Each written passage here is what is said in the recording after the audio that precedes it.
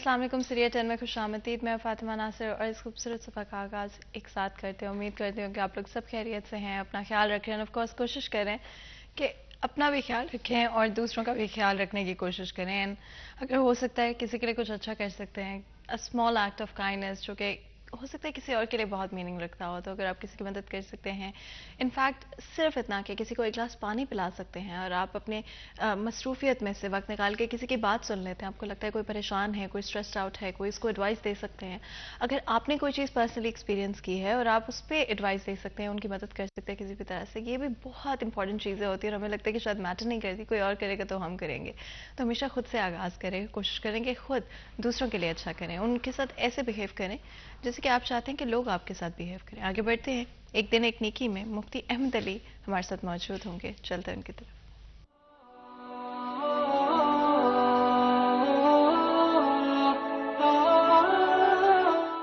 नहमदुहु व नुसल्ली अला रसूलिहिल करीम, अम्मा बाद, फ़ौज़ु बिल्लाहि मिनश शैतानिर रजीम, बिस्मिल्लाहिर रहमानिर रहीम। कुन्तुम खैरा उम्मतिन उखरिजत लिन्नास तअमुरून बिल मारूफ व तनहौन अनिल मुनकर, सदक़ल्लाहुल अज़ीम। आज का मेरा पैगाम ये है कि अमर बिल मारूफ करने के लिए क्या शराइत है। जो अमर बिल मारूफ करता है उसके लिए क्या शराइत है। तो उलमाए मुफस्सिरीन ने लिखा है, अमर बिल मारूफ के लिए पहली शर्त ये है कि उसको इल्म भी हो, जिस बात की दावत दे रहा है उसका इल्म भी हो। अगर उसको इल्म नहीं है, जाहिल है, तो वह अमर बिल मारूफ नहीं कर सकता।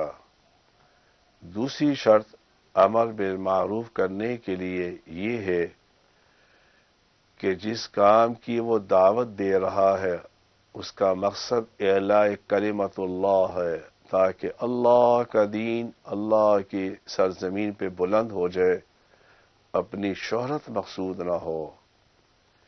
तीसरी शर्त यह है कि जिसको दावत दे रहा हो उसके साथ इसका शफकत का इरादा हो, तकब्बुर का इरादा ना हो। और चौथी शर्त यह है, दावत देते हुए, अमर बिल मारूफ करते हुए हिल्म और शफकत और नरमी के साथ काम ले। अल्लाह रब्बुल आलमीन मुझे और आपको भी अमर बिल मारूफ और नहीं अनिल मुनकर करने की तौफीक अता फरमाए, लेकिन हिकमत बसीरत के साथ। व आखिरु दावाना अनिल हम्दुलिल्लाहि रब्बिल आलमीन। इसी पैगाम के साथ आज के दिन का और प्रोग्राम का आगाज़ करते हैं। End of course as a person, as an individual हमेशा ग्रो करते रहें, अपनी गलतियों से सीखते रहें। आने वाले वक्त में जो भी लेसन्स आपने सीखे हैं उनको अपने साथ लेकर चलें। कोशिश करें कि अपने आप को हमेशा बेहतर करते रहें, अपनी गलतियों को पॉइंट आउट करें, अपनी बुराइयों को पहचानें, अपनी बुरी हैबिट्स को पहचानें। कभी इस बात से कतराए नहीं, हम सब फ्लॉड होते हैं, बट एज लॉन्ग एज हम बेहतर होना चाहते हैं, एज लॉन्ग एज हम रिकग्नाइज करें उन चीज़ों को, हम सब अपने आप को तब्दील कर सकते हैं। आगे बढ़ते हैं, अपने नेक्स्ट सेगमेंट की तरफ चलते हैं, टुडेज वेदर।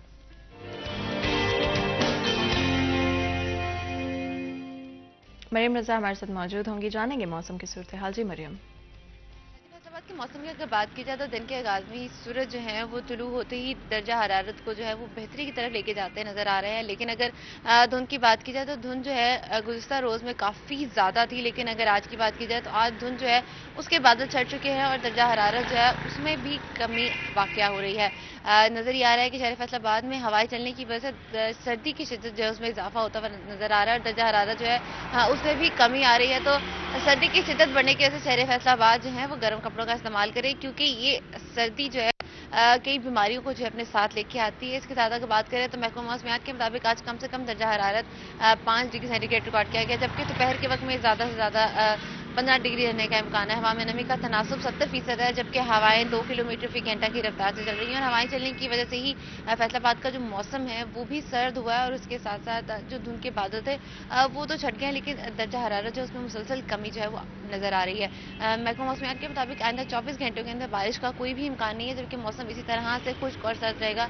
तो शहर फैसलाबाद जो है गर्म कपड़ों का इस्तेमाल करें ताकि खुद को जो है इस सर्दी से, खुश्क सर्दी से बचाया जा सके। जी बहुत बहुत शुक्रिया मरियम इस अपडेट के लिए। आप लोगों ने सुना कि फैसलाबाद शहर का मौसम किस तरह से तब्दील हो रहा है। एंड ऑफ कोर्स हम अब اپنے آپ کو لازمی کور رکھیں، نہیں تو بہت جلدی ہوا لگ جاتی ہے.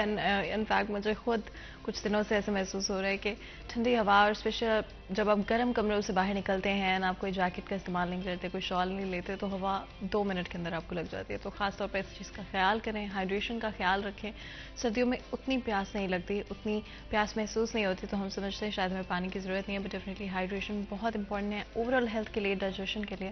تو کوشش کریں اپنی ہائیڈریشن کا بھی خیال رکھیں، گرمی ہو یا سردی ہو. سن پروٹیکشن کا بھی استعمال کرنا مت بھولیں. ونس اگین ایک ایسی چیز جو کہ ہمیں لگتا ہے شاید میٹر نہیں کرتی، بٹ ابھی محسوس نہیں ہوگا. جب آپ 30s 40s میں اپنے جائیں گے تو آپ کو وزبلی سن ڈیمیج کے سائنز اپنی اسکن پر نظر آنے لگیں گے. تو اس سے پہلے ہی آپ شروع کر دیں سن پروٹیکشن کا استعمال، اپنے بیگ میں رکھ لیں، اپنے ساتھ کیری کر لیں. دن کے تھرو آؤٹ کوشش کریں ہر کچھ گھنٹوں کے بعد اس کو ری اپلائی کرتے رہیں. آگے بڑھتے ہیں، اپنے آج کے ٹاپک کی طرف چلتے ہیں. آپ جانتے ہیں فیصل بشیر کے حوالے سے ہم آپ کو اپڈیٹڈ رکھتے ہیں، انفارمڈ رکھتے ہیں، تاکہ آپ اچھے فیصلے کر سکتے ہوں اپنے لیے، اپنے ملک کی بہتری کے لیے. ہمیشہ یاد رکھیں کہ ہر شہری کا، ہر سٹیزن کا پورا حق ہے اپنے ملک کے اوپر، ہر اس فیصلے کے اوپر جو کہ لیا جاتا ہے، جو کہ انڈائریکٹلی یا ڈائریکٹلی آپ کو امپیکٹ کرتا ہے، چاہے وہ پالیسیز کے لحاظ سے ہو، چاہے وہ آرگنائزیشنز کے لحاظ سے ہو، اداروں کے لحاظ سے ہو، چاہے وہ پولیٹیکل ڈیسیجنز ہی کیوں نہ ہو. ٹیکس بار کے حوالے سے بات چیت کریں گے. اینڈ الیکشنز اس سیٹرڈے کو ہو رہے ہیں ٹیکس بار کے اندر. اس وقت کون امیدوار ہے، کیا ایکسپیکٹیشنز عوام کی ہونی چاہیے، اور یہ کس طرح سے امپیکٹ کرے گا لا اینڈ آرڈر کی سچویشن کو، فیصل آباد شہر کے اندر ڈفرینٹ کیسز کو کس طرح سے امپیکٹ کرے گا، اور کیا رسپانسبلٹیز ہوتی ہیں، اس کے بارے میں بھی ہم بات کریں گے. ہمارے ساتھ بہت ہی خاص مہمان آج اسٹوڈیو میں موجود ہیں، جو کہ آج ہمارے اس ڈسکشن میں ساتھ دیں گے.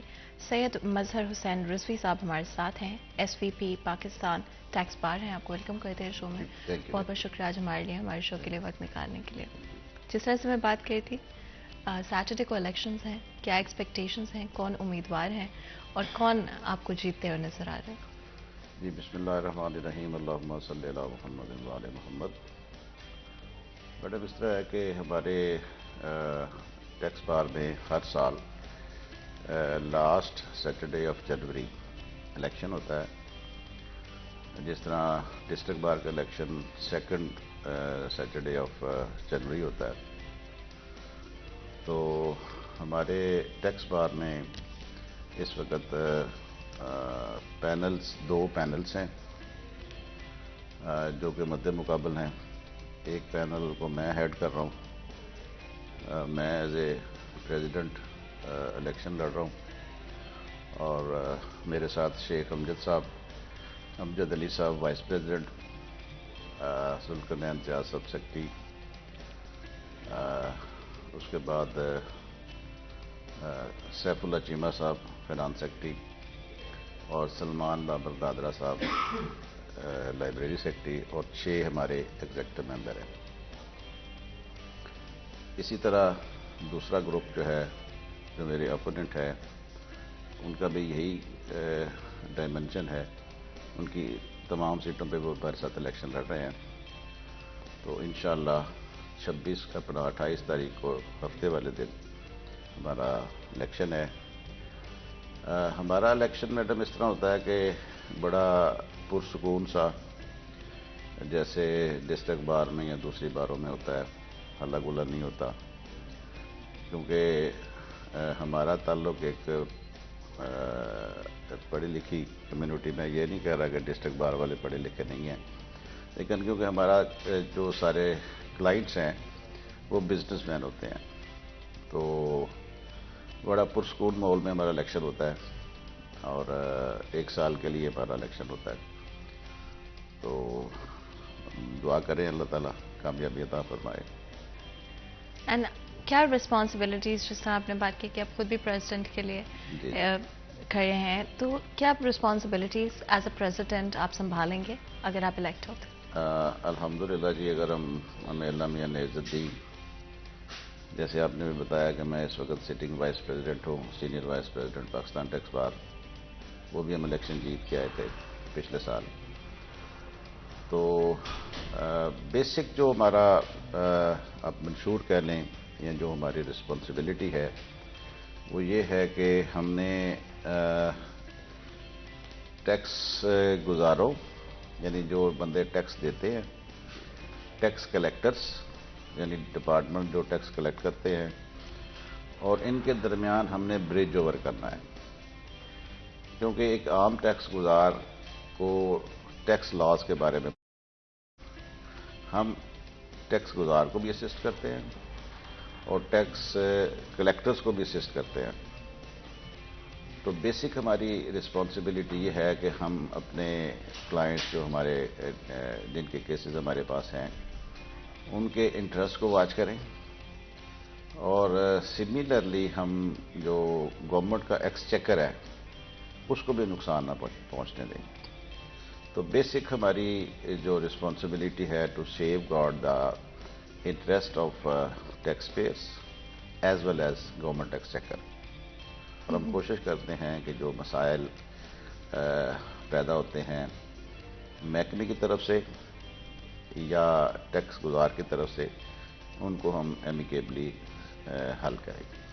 بالکل. اور اب ہمیں اسٹوڈیو میں ایک اور بہت ہی خاص مہمان جوائن کر رہے ہیں جو کہ آج ہمارے اس ڈسکشن کا بھی حصہ بنیں گے. عمیر عصمت ہمارے ساتھ NCT 41 سینئر رپورٹر ہیں. عمیر آپ کو ویلکم کرتے ہیں شو میں ہمارے شو کے لیے وقت نکالنے کے لیے.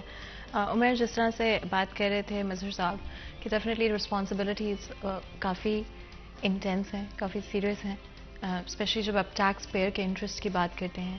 ان رسپانسبلٹیز سے ریلیٹ کون سی پرابلمس آج ہمارے سوسائٹی میں اکنامکلی ایگزسٹ کرتی ہیں جن کا خاص طور پہ ایز اے پریزیڈنٹ ٹیکس بار آپ کو خیال رکھنا پڑے گا؟ بسم اللہ الرحمن الرحیم. سب سے پہلے اگر ہم ٹیکس بار کے حوالے سے بات کریں یا ڈسٹرکٹ بار کے بارے میں کوئی بھی بار جو ہے وہ آپ کہہ سکتے ہیں کہ یہ ایک بڑا سٹیک ہولڈر ہوتی ہے. اگر ہم جوڈیشری میں بات کریں تو بار جو ہے وہ جوڈیشری اور پبلک کے درمیان ایک پل کا کردار، جو لائر کمیونٹی ہے ان کے لیے برج کا کردار ادا کرتی ہے. اسی طرح اگر ہم ٹیکس بار کی بات کریں جو کہ ڈسٹرکٹ بار ایک مدر باڈی ہوتی ہے، یا پاکستان بار ایسوسی ایشن ایک مدر باڈی ہے، آگے پاکستان ٹیکس بار یا دیگر اس کی بار جو ہیں وہ اس کی ذیلی باڈیز ہیں. اور ان کا کام اگر ہم صرف ٹیکس بار کی بات کریں تو ان کا کام جو ہے وہ نہ صرف ٹیکس پیئر کی فیسیلیٹیشن کرنا ہے بلکہ اس کے ساتھ ساتھ جو لائر کمیونٹی ہے، ٹیکس کنسلٹنٹس ہیں، چارٹرڈ اکاؤنٹنٹس ہیں، ان کے مابین اور FBR جو کہ پاکستان کا بڑا ٹیکس کلیکٹر ہے یا وفاقی ٹیکس محتسب ہے، ان کے درمیان ایک برج کا کردار ادا کرنا ہے. اور اس کمیونٹی کو جتنے بھی مسائل درپیش ہیں وہ کوارڈینیشن کے حوالے سے ہوں، وہ بزنس کمیونٹی یا ٹیکس گزاروں کے تحفظات کے حوالے سے ہوں، کیونکہ جب کوئی بھی کمیونٹی اپنے نمائندے منتخب کرتی ہے، جس طرح پاکستان کے اندر عوام اپنے ووٹ کے ذریعے اپنی حکومت کا انتخاب کرتی ہے، تو بالکل اسی طرح جیسے عوام چاہتی ہے کہ وہ منتخب کر دے جو ان کی حکومت ہے، وہ ان کے مسائل کو حل کرے، ان کے معاملات خوش و سلیبی کے ساتھ چلائے، تو بالکل اسی طریقے سے جو لائر کمیونٹی یا ٹیکس کنسلٹنسی سے ریلیٹڈ لوگ ہیں جب وہ ایک باڈی کو الیکٹ کرتے ہیں تو پھر ان کی خواہش یہ ہوتی ہے یا اس منتخب باڈی کی ذمہ داری یہ ہوتی ہے کہ وہ اپنی کمیونٹی کو درپیش جتنے بھی مسائل ہیں ان تمام مسائل کا حل کرے. وہ چاہے کچھ ایسے مسائل ہوتے ہیں اگر کسی ٹیکس پیئر کا ایک انفرادی مسئلہ ہے مگر اس کے لیے آواز جو ہے وہ اعلیٰ حکام تک پہنچانے کی ضرورت ہوتی ہے، تو اس کے لیے پھر ان کے یہ منتخب نمائندے جو ہوتے ہیں وہ اس طرح کا کردار ادا کرتے ہیں. اسی طرح کچھ اسپیشل کیمپینز ہوتی ہیں یا پھر کوئی مخصوص حالات ہوتے ہیں، جس طرح کہ اس وقت کوئی معاشی حالات ہیں وہ خراب ہیں، وہ دگرگوں ہیں اور کاروبار جو ہیں وہ زوال پذیری کا شکار ہیں، تو ایسی صورتحال میں بھی پھر اس طرح کی جو باڈیز ہوتی ہیں یا اس طرح کے جو سٹیک ہولڈرز ہوتے ہیں ان کی پھر ذمہ داری ہوتی ہے، ان پہ رسپانسبلٹی عائد ہوتی ہے کہ وہ اس حوالے سے ٹیکس پیئر کے خصوصی ریلیف کے لیے وہ چاہے انکم ٹیکس ریٹرن کی ڈیٹ کی ایکسٹینشن ہو، سیلز ٹیکس ریٹرن کی ڈیٹ کی ایکسٹینشن ہو، دیگر جس طرح کے پچھلے دنوں میں پراپرٹیز پہ ڈیمڈ ٹیکس عائد کیا گیا، اس طرح کے جتنے بھی معاملات ہوتے ہیں ان میں ریلیف دلوانے کے لیے پھر اس باڈی کا کردار جو ہے وہ خاصا اہم ہو جاتا ہے. یہ صرف میں ٹیکس پیئرز کی حد تک بات کر رہا ہوں. پھر آ جاتی ہے بات آپ کی جو لائرز کمیونٹی ہے، آپ کے ٹیکس کنسلٹنٹس ہیں، ان کی ویلفیئر کی ذمہ داری جو ہے وہ بھی اسی ٹیکس بار کی، اور پھر اس کے ساتھ ساتھ ہر سال جو ہے یا گزرتے دن کے ساتھ سرکار کی جانب سے کچھ نہ کچھ قوانین میں تبدیلیاں کی جاتی ہیں ٹیکس پیئرز کو، اور پھر ان لوگوں کو جو کہ اس پیشے سے وابستہ ہیں ان کے لیے سیمینارز کروانا اور ان کو اس قوانین میں جو ہونے والی تبدیلیاں ہیں، یہ سارا کام بھی پاکستان ٹیکس بار یا فیصل آباد ٹیکس بار جو ہے وہ مقامی سطح پہ کرتی ہے۔ شاہ صاحب میرے ساتھ بیٹھے ہیں، تشریف فرمائیں۔ پاکستان ٹیکس بار کے سینئر نائب صدر ہیں۔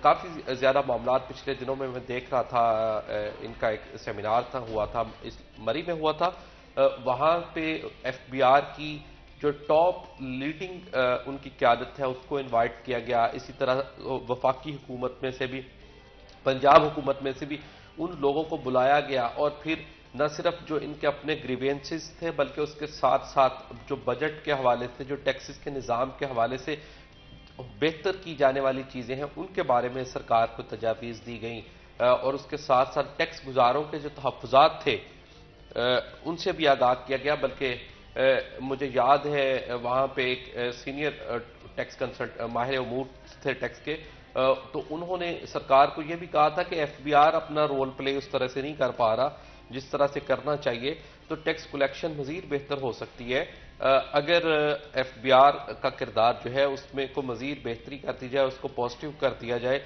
کیونکہ وہ جو سرکاری افسران ہیں، یہ سرکاری افسرشاہی کا باعث بہت سارے لوگ ایسے ہیں جو ٹیکس دینے سے کتراتے ہیں یا ٹیکس نیٹ میں آنے سے کتراتے ہیں۔ تو میں یہ سمجھتا ہوں یہ ایک بڑا اہم اسٹیٹ کا ایک بڑا اہم سٹیک ہولڈر ہے، اور بالخصوص ٹیکس کے حوالے سے۔ تو ابھی ان کے انتخابات ہو رہے ہیں، چونکہ فیصل آباد میں ڈسٹرکٹ بار کے انتخابات ہو چکے ہیں، تو ابھی یہ جو آنے والا ہفتہ ہے 28 جنوری کو ٹیکس بار کے انتخابات ہوں گے، تو میں سمجھتا ہوں کہ اس کے جو ممبران ہیں ان کے لیے بھی یہ بڑا امپورٹنٹ ہوتا ہے کہ وہ اپنے نمائندوں کا انتخاب کس طرح سے کرتے ہیں، اور پھر وہ لوگ جو اس سیاست میں حصہ لیتے ہیں ان کی بھی رسپانسبلٹی ہے کہ لوگوں نے ان سے جو بھی توقعات وابستہ کی ہیں وہ ان کی توقعات پر، امیدوں پر پورا اتریں۔ آپ نے سیلز ٹیکس کے حوالے سے بات کی Umair, and of course different طرح کے ٹیکسز جو کہ امپوز کیے جاتے ہیں۔ سیلز ٹیکس پچھلے سال میں ہم نے کئی پرسنٹیج بڑھتے ہوئے دیکھا ہے، کئی دفعہ تبدیل ہوتے ہوئے دیکھا ہے، انفیکٹ ابھی بھی پروجیکٹ کیا جا رہا ہے کہ آنے والے وقت میں اور زیادہ بھی سیلز ٹیکس کو بڑھایا جا سکتا ہے۔ اس کے بارے میں آپ کا کیا اوپینین ہے؟ اینڈ جب آپ ٹیکس پیئر کا انٹرسٹ پرائیورٹائز کرتے ہیں تو کیا یہ صحیح فیصلہ ہوگا؟ میڈم، ٹیکس کا جو میکسیمم ریٹ ہے نا جس وقت وہ 17% ہے، G S T general state tax, اس کے ریڈیوس ریٹس بھی ہیں، 5% بھی ہے، 2% بھی ہے، ایگزیمپٹ بھی ہیں۔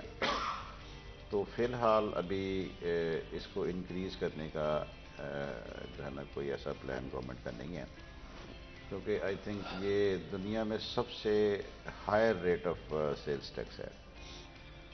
تو ابھی پچھلے دنوں ٹی وی پہ چل رہا تھا کہ جی پیٹرولیم مصنوعات پہ انہوں نے پہلے سیلز ٹیکس 0 کر دیا تھا، اب اس میں 17% سیل ٹیکس لگانے کی وہ سوچ رہے ہیں، یہ جو آپ بات کر رہے ہیں۔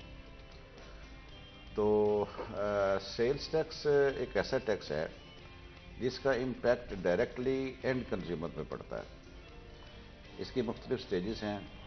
اگر آپ امپورٹر ہیں یا مینوفیکچرر ہیں تو پہلی سٹیج وہ آ گئی، پھر اس کے بعد آ گیا آپ کا ڈسٹریبیوٹر آ گیا، پھر ہول سیلر آ گیا، پھر ریٹیلر آ گیا۔ ہر سٹیج پہ انہوں نے ٹیکس لگانا، لیکن آگے پاس آن کر دینا۔ اینڈ کنزیومر ایک ایسا مظلوم طبقہ ہے کہ وہ تمام ٹیکسز جو نا وہ آ کے آٹومیٹیکلی اس نے اینڈ کنزیومر نے پے کرنے ہیں۔ تو ہم نے کافی دفعہ تجاویز پیش کی ہیں کہ اس کو ایک سٹیج پہ کر دیں، مینوفیکچرنگ سٹیج پہ لگا دیں یا امپورٹ سٹیج پہ لگا دیں۔ دو ہی مین سورسز ہیں جہاں سے آپ شروع کرتے ہیں۔ اینڈ آف کورس ایک ایسے وقت میں جہاں پر اکنامکلی چیزیں اتنی انسٹیبل ہیں، اینڈ آنے والے وقت میں بھی کوئی اسٹیبلٹی آپ کو نہیں نظر آ رہی ہے، تو وہاں پہ یہ چیزیں بہت پریشانی کی ہوتی ہیں، جو دیکھتے ہیں کہ اچھا یہ سیلز ٹیکس اور بڑھایا جا رہا ہے، اینڈ کنزیومر کے اوپر اور زیادہ پریشر ڈالا جا رہا ہے. مزید بھی گفتگو کریں گے، لیکن اس سے پہلے ایک بریک لیں گے. کہیں من جائے گا ہمارے ساتھ رہے گا.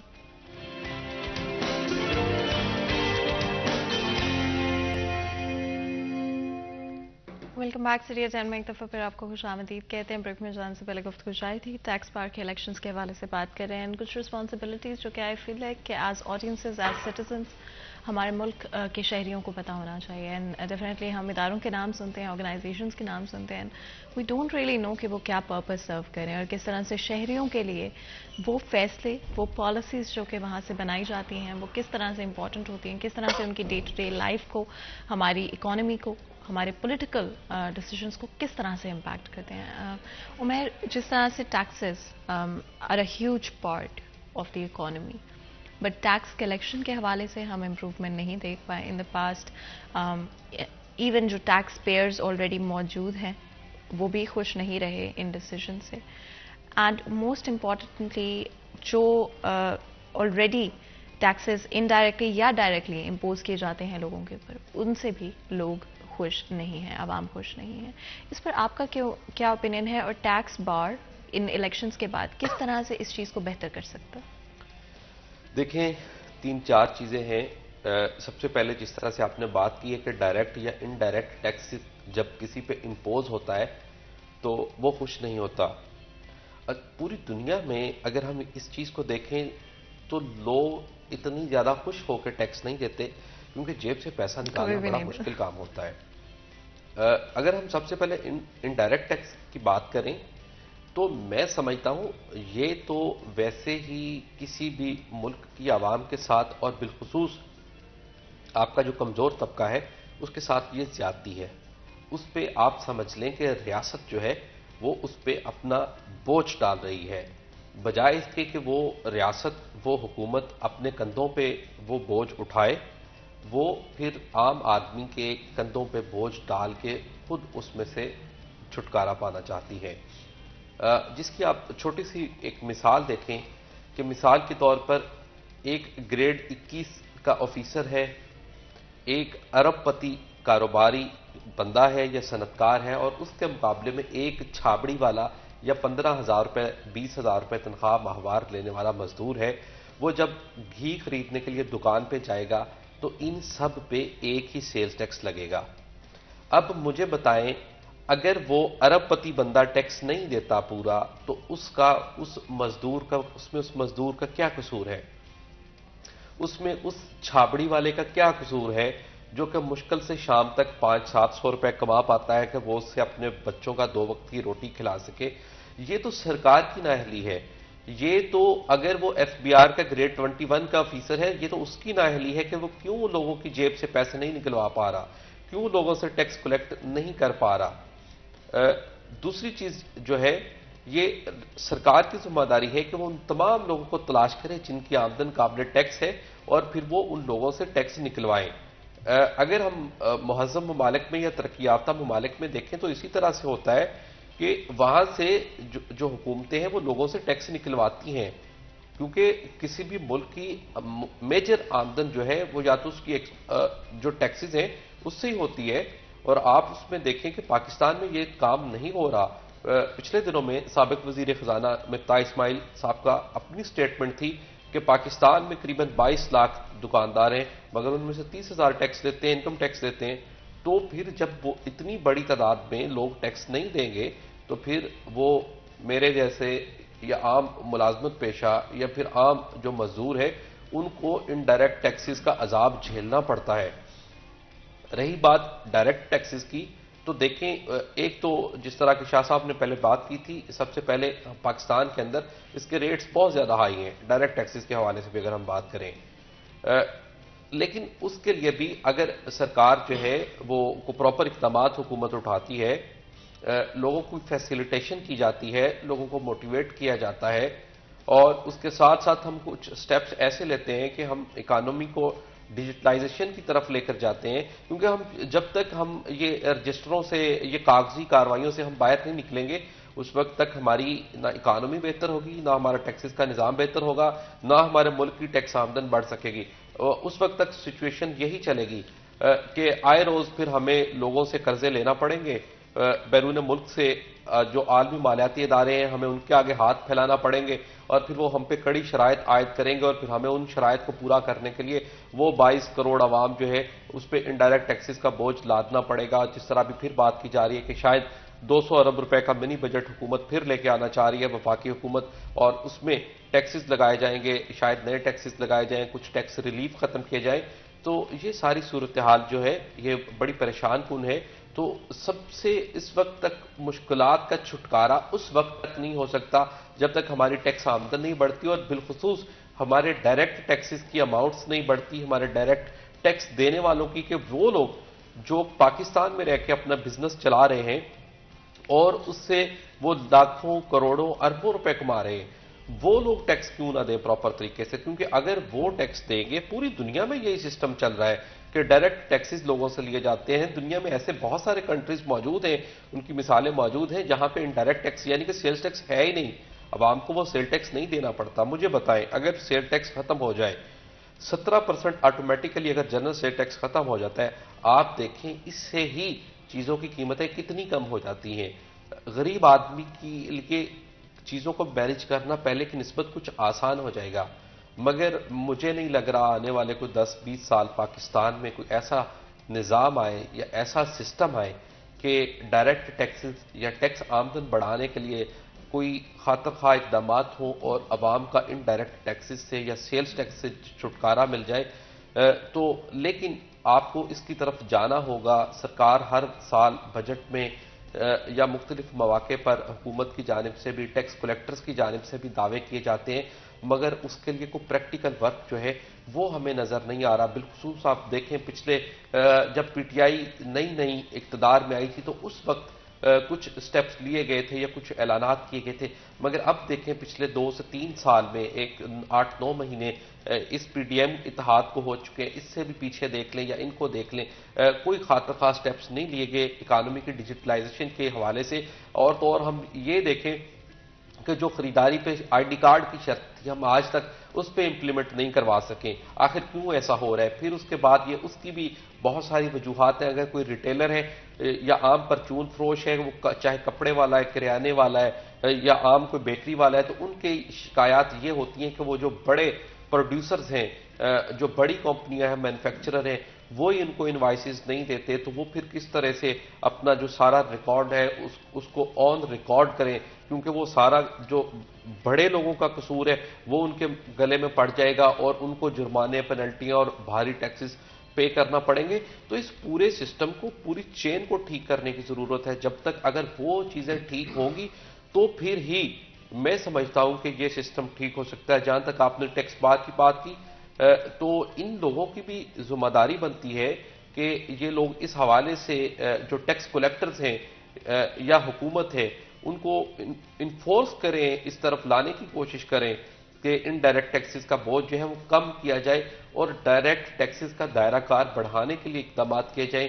وہ لوگ جن کا آپ راز الاپ رہے ہیں کہ 22 لاکھ لوگ ایسے ہیں جو کہ کاروباری ہیں مگر ٹیکس نہیں دیتے، آپ ان کو پکڑیں، ان کو کان سے پکڑ کے ان کی جیب سے پیسے نکلوائیں۔ کیوں نہیں ایسا ہوتا؟ اگر یہ سب ہوگا تو ہی پاکستان بہتری کی جانب جا سکتا ہے۔ یا نیچے والا جو طبقہ ہے یا عام آدمی ہے، امیر آدمی اگر وہ ڈائریکٹ اپنی آمدن پہ ٹیکس نہیں دیتا، اس میں سے چوری کر لیتا ہے، اس کے مقابلے میں اگر وہ اشیاء کی خریداری پہ معمولی سا، اس کو پھر اس کی انکم کے حساب سے معمولی 17% ٹیکس ہوگا، اگر وہ سیل ٹیکس پے کر دے گا تو اس سے اس کو مشکل نہیں ہوگی۔ تو اس کے لیے یہ نظام کو ٹھیک کرنے کی ضرورت ہے۔ کرپشن ایک بہت ہی ڈیپ روٹڈ ایشو ہے جو کہ ہمیں صرف ٹیکس بار یا ٹیکسز سے ریلیشن میں نہیں بلکہ آپ کو ہر سیکٹر میں، ہر جگہ پر ٹو اے سرٹن ایکسٹینٹ نظر آتا ہے۔ تو پرٹیکولرلی اس میں کرٹیسائز کرنے کا کوئی پرپز نہیں ہے، but it's a reality, and جب تک آپ کسی چیز کو ایکسیپٹ نہیں کرتے، ایکنالج نہیں کرتے، آپ اس کو بدل نہیں سکتے، آپ اسے بہتر بھی نہیں کر سکتے۔ تو ہم آنکھیں بند کر کے کہہ سکتے ہیں کہ نہیں یہ ایگزسٹ نہیں کرتا، بٹ آئی تھنک ہم سب جانتے ہیں کہ to a certain extent exist کرتا ہے۔ کتنا امپیکٹ ہوتا ہے اس کا اوور آل آپ کی جو بھی کوششیں ہوتی ہیں، جو بھی ڈیسیژنز ہوتے ہیں اس میں، اور کیا کرپشن کو روکنے کے لیے کوئی اقدامات کیے جا رہے ہیں؟ میڈم، جیسے ابھی عمیر صاحب نے ذکر کیا ڈائریکٹ اور انڈائریکٹ ٹیکسز کا، تو اس میں آپ دیکھیں کہ سسٹم نہ ہونے کی وجہ سے ایک آدمی ہے، اس کی فار ایگزامپل 20 لاکھ روپیہ پر منتھ انکم ہے. جی. ایک ریڑھی والا ہے، اس کی پر منتھ وہ 10,000 15,000 20,000. ایک سیلریڈ پرسن ہے 20-25 ہزار کماتا ہے. جو 20 لاکھ کما رہا ہے اس کو بھی وہی ٹیکس پے کرنا پڑتا ہے چیزوں کی خریداری کرنے پہ، 17% ہی کرنا پڑتا ہے. جو 20,000 کما رہا ہے، جو 10,000 کما رہا ہے. تو اس کو ریشنلائز کرنا چاہیے، جیسے ابھی ذکر ہو رہا تھا کہ ایک سسٹم جو ہے نا اس کو ڈیولپ کرنا چاہیے. اس وقت ایف بی آر کے پاس 2.5 ملین لوگوں کا ڈیٹا موجود ہے، 25 لاکھ لوگوں کا، جو کہ میجر یعنی ان کا سورس آف انکم ہو سکتا ہے کلیکشن کا. لیکن انفارچونیٹلی جو آپ نے بات کی ہے ابھی کرپشن کی، یا آئی ڈونٹ نو اس کے پیچھے what are the reasons behind it, کہ ان لوگوں پہ ہاتھ نہیں ڈالا جاتا. جو غریب طبقہ ہے، جو لو انکم ایریا ہے، ان لوگوں کے اوپر انہوں نے ان کے گلے پہ انگوٹھا رکھا ہوا ہے. اور جو ٹیکس گزار آلریڈی ٹیکس پے کر رہے ہیں انہی کے اوپر بوجھ ڈالا جا رہا ہے. وہ پیٹرول میں لیوی کی صورت میں، سیل ٹیکس کی صورت میں، موبائل کے جو چارج ہے اس پہ، بجلی کے بلوں میں، یعنی ہر اس جگہ سے جہاں سے اس کی مجبوری ہے کہ اس نے ٹیکس پے کرنا ہے. لیکن آن دا ادر ہینڈ جن لوگوں کو ٹیکس دینا چاہیے، بڑے بزنس مین، وہ اتنا حصہ ایکسچیکر میں نہیں کنٹریبیوٹ کر رہے جتنا انہیں کرنا چاہیے، جس کی وجہ سے جو سارا بوجھ ہے وہ 22 کروڑ عوام پہ پڑ رہا ہے. اور ایک اور بات کہ ایک سسٹم ان کے پاس موجود ہے، ایف بی آر کے پاس سسٹم موجود ہے مانیٹر کرنے کا. اینڈ آف کورس چاہے وہ مانیٹر ہو کرنا یا پھر ڈیجیٹلائز کرنا کمپلیٹلی ٹیکسیشن کو اینڈ اوور آل ہماری اکانومی کو، دونوں چیزیں بہت امپورٹنٹ ہیں. بٹ کیا اس پر کام کیا جا رہا ہے اور کیا وہ فیزیبل ہے اکنامکلی جس کنڈیشن میں ہمیں، کیا یہ چیزیں ایکچولی امپلیمنٹیشن کی طرف لائی جا سکتے ہیں؟ اس پر بھی بات کریں گے، لیکن اس سے پہلے بریک لیتے ہیں. کہیں میں جائے گا، ہمارے ساتھ رہے گا.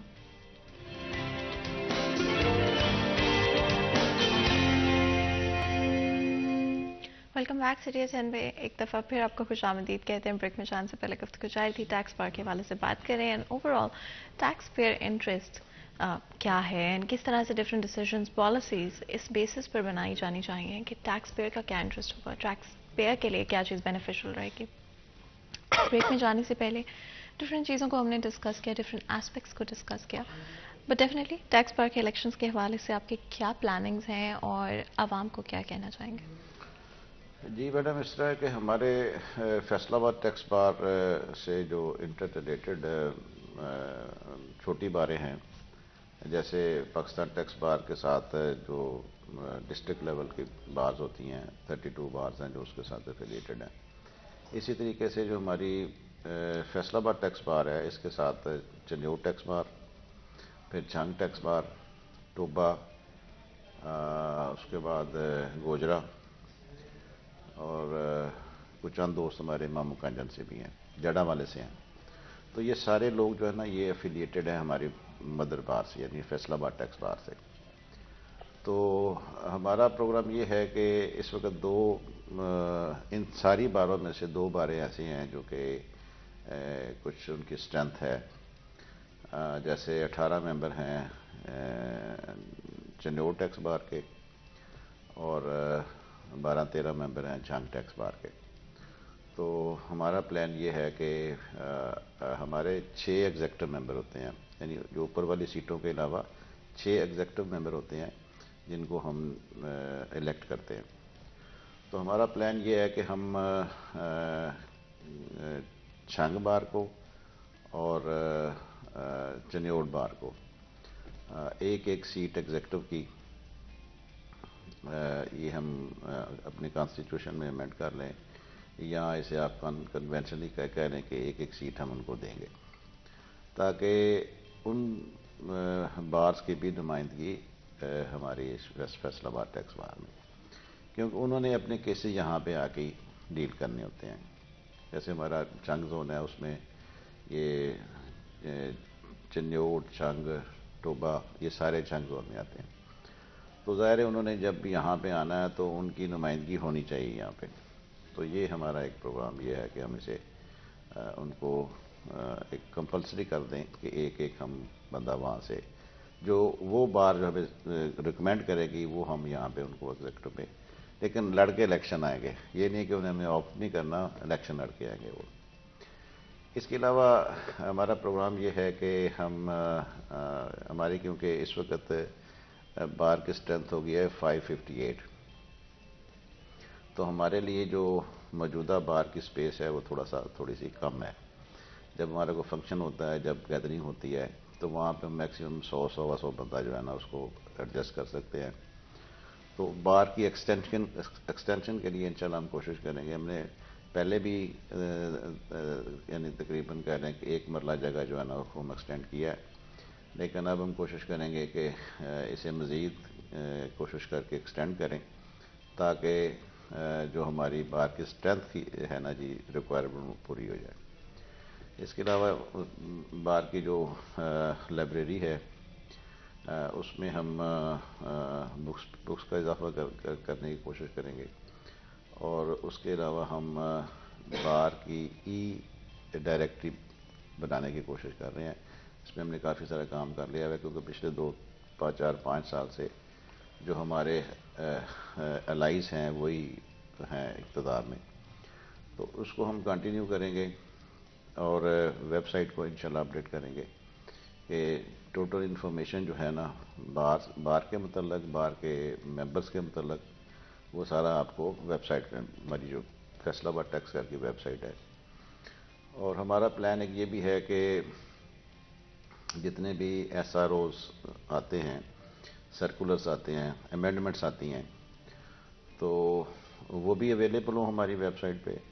اور دوسرا جو ہم پہلے سے یہ کر رہے ہیں کہ اوپن ہاؤس ڈسکشن، جب بھی کوئی ایس آر او آئے، جب بھی کوئی امینڈمنٹ آئے، یعنی تبدیلی آئے قانون میں، تو اس کو سمجھنے کے لیے عام جو ہمارا ٹیکس کنسلٹنٹ ہے اس کو سمجھانے کے لیے ہم سینئرز کی خدمات حاصل کرتے ہیں، اور وہ اس کو الیبوریٹ کرتے ہیں. اس کے بعد پھر کویسچن آنسر ہوتا ہے، اس سے چیزیں کلیئر ہوتی ہیں. تو یہ اس سے یعنی یہ جو کنسلٹنٹس ہیں، جو ہمارے ممبرس ہیں، ان کی ایجوکیشن کے لیے بھی ہم نے یہ. اچھا، دوسرا اس میں نا میں تھوڑی سی اس کی کنسٹرکشن بتا دوں. فیصل آباد ٹیکس بار کی ڈسٹرکٹ بار میں تو ہے جو بندہ ایڈوکیٹ ہے، جو پنجاب بار کونسل کے رول پہ ہے، وہی ممبر بن سکتا ہے ڈسٹرکٹ بار کا، ضلع کچہری جسے کہتے ہیں. لیکن ہمارے ادھر ٹیکس بار میں جو ایڈوکیٹ ہے، نمبر 2 چارٹرڈ اکاؤنٹنٹ ہے، نمبر 3 کاسٹ اینڈ مینجمنٹ اکاؤنٹنٹ ہے، نمبر 4 I T Ps, income tax practitioner. وہ یہ ہوتا ہے کہ جو بندہ، جس بندے نے بی کام کیا ہے اور 1 سال اس نے کسی ایسے ایڈوکیٹ یا سی اے یا کاسٹ اینڈ مینجمنٹ کے پاس جس کی 10 سال پریکٹس ہے، اس کے پاس اس نے 1 سال ٹریننگ کی ہے، اور پھر اس کو ایف بی آر جو ہے نا ایک لائسنس ایشو کرتا ہے کہ آپ ٹیکس پریکٹس کرنے کے اہل ہیں. اسے آئی ٹی پی کہتے ہیں. اس کے علاوہ اے سی سی اے، یہ 4-5 کیٹیگریز ہیں جو ہمارے بار کے ممبر بن سکتے ہیں. تو جیسے میں پہلے شروع میں کہہ رہا تھا کہ پڑھی لکھی ہوتی ہے تو ایک چارٹرڈ اکاؤنٹنٹ بننا یا ایک کاسٹ اینڈ مینجمنٹ اکاؤنٹنٹ بننا اور اے سی سی اے کرنا، یہ بھی ایک بڑا ایجوکیٹڈ لوگ. لا کرنا بھی اتنا آسان ہے. لا والے لوگ بھی جو ہے نا وہ کافی لارڈس کا پیشہ ہے. تو یہ کنسٹرکشن ہے ہماری بار کی، بار ممبرشپ کی. تو اس وقت ہمارے 558 ممبرس ریگولر ممبرس ہیں اور 47 ممبرس ہمارے آنریری ہیں. تو یہ جو 558 لوگ ہیں، انہوں نے اپنا حق رائے دہی استعمال کر کے تو نئی جو قیادت ہے اس کو انہوں نے الیکٹ کرنا ہے، تو اس کے بعد پھر یہ سارا پروسیس شروع ہوگا. تو یہ میں تھوڑا سا اس کو بریف کرنا چاہ رہا تھا تاکہ جو عام لوگ ہیں ان کو بھی پتہ چلے کہ ہمارا کام کیا ہے، کون کون لوگ ٹیکس بار کے ممبر بن سکتے ہیں، اور ہم نے کیا کرنا ہے. اگر ہم اللہ میاں نے ہمیں عزت دی تو ہم نے الیکٹ ہونے کے بعد کیا کرنا ہے. اینڈ عمر آئی تھنک ہم اپنے ڈسکشن کو ریپ اپ کرنے کی کوشش کرتے ہیں. آئی ڈو فیل لائک کہ ڈیجیٹلائزیشن از دا وے فارورڈ، وہ چاہے ٹیکسیشن ہو چاہے ہماری اکانومی ہو. کتنا فیزیبل ہے یہ؟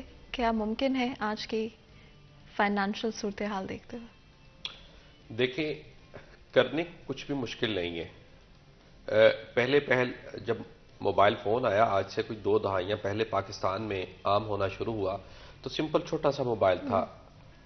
لوگوں کو وہ بھی چلانا نہیں آ رہا تھا، وہ سیکھا ہم نے، لوگوں نے سیکھا، بزرگوں نے سیکھا. آج آپ دیکھیں پاکستان کے موسٹلی جو موبائل فون یوزرز ہیں ان کے پاس اینڈرائڈ فون ہے، اور اس میں سے بھی آپ دیکھیں بہت سارے لوگ ایسے ہوں گے جو کہ زیادہ پڑھے لکھے نہیں ہیں مگر وہ اینڈرائڈ موبائل فون یوز کرنا جانتے ہیں، وہ انٹرنیٹ پہ مختلف اپلیکیشنز یوز کرنا جانتے ہیں. سوشل میڈیا پہ آپ دیکھیں کروڑوں کی تعداد میں پاکستان میں اکاؤنٹس ہیں، وہ سارے لوگ پڑھے لکھے نہیں ہیں. یہی بات ہے، تھوڑی سی ترجیحات کو تبدیل کرنے کی ضرورت ہے. اگر آپ کا موبائل فون جو ہے وہ پورا ایک کمپیوٹر سسٹم ہے، اس کے اندر ہر دنیا جہان کی سینکڑوں اپلیکیشن سما سکتی ہیں، اور اس کے ذریعے آپ کے لیے اگر کوئی چھوٹا سا کوئی چھاپڑی والا بھی ہے تو اس کے لیے بھی مختلف ایپس کو استعمال کرتے ہوئے ان چیزوں کو مینج کرنا مشکل نہیں ہے. میں چھوٹی سی اس میں ایک بات بتاتا ہوں. ایف بی آر نے POS سسٹم بنایا کہ اگر میں کسی دکان پہ جاتا ہوں، میں وہاں سے خریداری کرتا ہوں، اس پہ سیلز ٹیکس پے کرتا ہوں، وہ دکاندار مجھے اس خریداری کی رسید جاری کرے گا. اس رسید پہ ایک بار کوڈ بنا ہوا ہے. میں اپنے موبائل فون میں پلے سٹور کے ذریعے ایپس انسٹال کرتا ہوں اور میں اس بار کوڈ کو سکین کرتا ہوں. موقع پہ مجھے پتا چل جائے گا کہ جو میں نے ٹیکس دیا وہ سرکار کے پاس جا رہا ہے یا نہیں جا رہا، یا اس بندے نے، اس دکان والے نے اپنی جیب میں ڈال لیا ہے. آپ دیکھیں ٹیکس چوری کو کلیئر کرنے کا یا اس چوری کو پکڑنے کا یہ کتنا آسان طریقہ ہے، لیکن اس کے لیے آپ کو اس میں عوام کے اندر دلچسپی پیدا کرنے کی ضرورت ہے، اویئرنیس دینے کی ضرورت ہے، اور یہ گورنمنٹ کی ذمہ داری ہے اور اداروں کی ذمہ داری ہے. بطور پاکستانی ہماری بھی رسپانسبلٹی ہے کہ جہاں پہ ہم اگر سوشل میڈیا پہ گھنٹوں ضائع کرتے ہیں، اور اگر اس کے ساتھ اس طرح کی جو یوزفل چیزیں ہیں ان کو بھی سیکھیں، ان کو استعمال میں لے کے آئیں، تاکہ نہ صرف ہم معاشرے کے ذمہ دار شہری بن سکیں بلکہ اس کے ساتھ ساتھ ہمارے اداروں کی بہتری ہو، ہمارے ملک کے اندر بہتری آئے.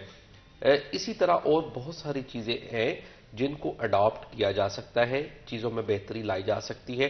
آپ ڈیولپڈ کنٹری کے اندر کسی بھی کنٹری کی مثال دیکھ لیں، اگر ایک سڑک پہ جو کھڑا سٹال والا ہوگا اس سے آپ خریداری کریں گے تو اس کے پاس ایسی ڈیوائس ہوگی جس کے ذریعے وہ فوری طور پہ آپ کو الیکٹرانک انوائس جاری کر دے گا. یہ ساری چیزیں ایسی ہیں جن کو کرنے کی ضرورت ہے. بات پھر وہی ہے، اکانومی کی ڈیجیٹلائزیشن ہوگی تو ہی چیزیں بہتر ہو سکیں گی. بالکل، آپ دونوں کا بہت بہت شکریہ ہمارے شو کے لیے وقت نکالنے کے لیے. آپ کو بہت بہت best of look.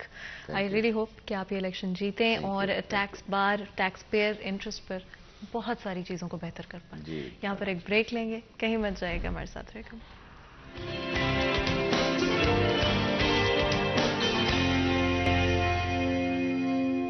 Welcome back series 10 میں ایک دفعہ پھر آپ کو خوش آمدید کہتے ہیں. بریک میں جان سے پہلے گفتگو جاری تھی. آج ہمارا فرسٹ ہاف ٹیکس بار کے حوالے سے تھا. الیکشن سیٹرڈے کو ہیں، ڈفرینٹ چیزوں کے بارے میں ہم نے بات کی، اسپیشلی عوام کی کیا اس وقت نیڈز ہیں، کیا چیزیں ہیں جو کہ پرائیورٹائز کرنی ہوں گی، اینڈ کیا ایکسپیکٹیشنز ہیں عوام کی، اسپیشلی ان صورتحال میں جہاں پر اکنامکلی پولیٹیکلی چیزیں اتنی انسرٹن ہیں. ڈیفینیٹلی ٹیکس بار جہاں پر ڈفرینٹ اور چیزوں کو رسپانسبلٹیز کو ہینڈل کرتا ہے، وہیں پر یہ بھی ایکسپیکٹیشن ہوگی آنے والے وقت میں کہ عوام کی جو بھی مسائل ہیں، اسپیشلی ٹیکسیشن سے ریلیٹڈ جو ایشوز ایگزسٹ کرتے ہیں ان کو بھی بہتر کرنے کی کوشش کی جائے گی. آگے بڑھیں گے، اس سے پہلے کہ اپنے نیکسٹ سیکشن کی طرف جائیں، اپنے نیکسٹ سیگمنٹ کی طرف چلتے ہیں. آج کا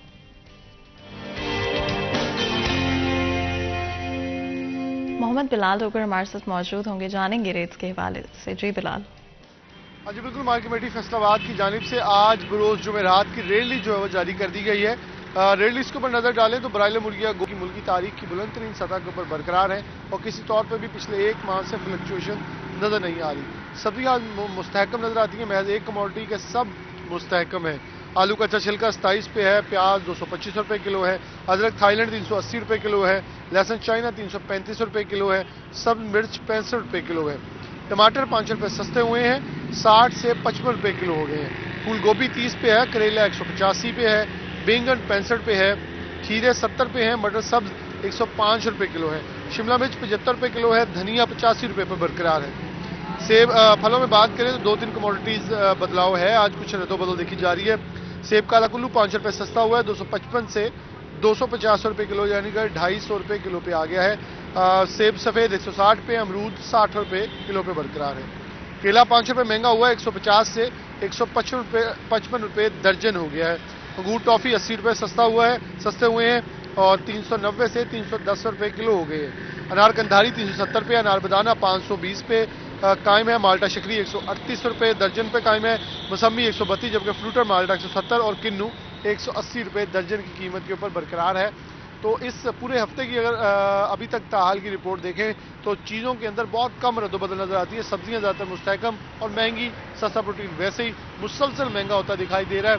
और फल आज पूरे हफ्ते के दौरान चौथा रोज़ है जब कुछ बदलाव वगैरह इस्तेहकाम का शिकार थे। जी बहुत बहुत शुक्रिया बिलाल। इस अपडेट के लिए आप लोगों ने सुना कि रेट्स की क्या सूरत हाल है। डेफिनेटली अगर आप खरीदारी करने जा रहे हैं तो मेक श्योर करें कि सिर्फ उन जगहों से खरीदारी करें जहां पर आपको रेट लिस्ट नज़र आ रही है। मेक श्योर करें कि आप वेल इन्फॉर्म्ड हैं, वेल अवेयर हैं, ताकि कोई भी आपको या आपकी मिस इन्फॉर्मेशन होने की वजह से, आपके पास पूरी इन्फॉर्मेशन ना होने की वजह से आपको डिट्रैक कर सकता हो या आपको महंगे प्राइसेस पर चीज़ें बेच सकता हो। और हमेशा इस चीज़ का भी ख्याल करें कि हो सकता है कि आपके लिए वो डिफरेंस इतना मैटर नहीं करता हो, बट डेफिनेटली हमारी सोसाइटी में, कम्युनिटी में बहुत सारे और लोग मौजूद हैं जिनके लिए 5 या 10 रुपए का डिफरेंस भी बहुत ज़्यादा मैटर कर सकता है। तो आपने उनका सोचना है, शहरी के तौर पे सोचना है, पाकिस्तानी के तौर पे सोचना है और उन जगहों से बिल्कुल ख़रीदारी नहीं करनी है जहाँ पर रेट लिस्ट मौजूद नहीं है, जहाँ पर आपको एक्स्ट्रा चार्ज किया जा रहा है। आगे बढ़ते हैं, अपने नेक्स्ट सेक्शन डिस्कशन की तरफ चलते हैं।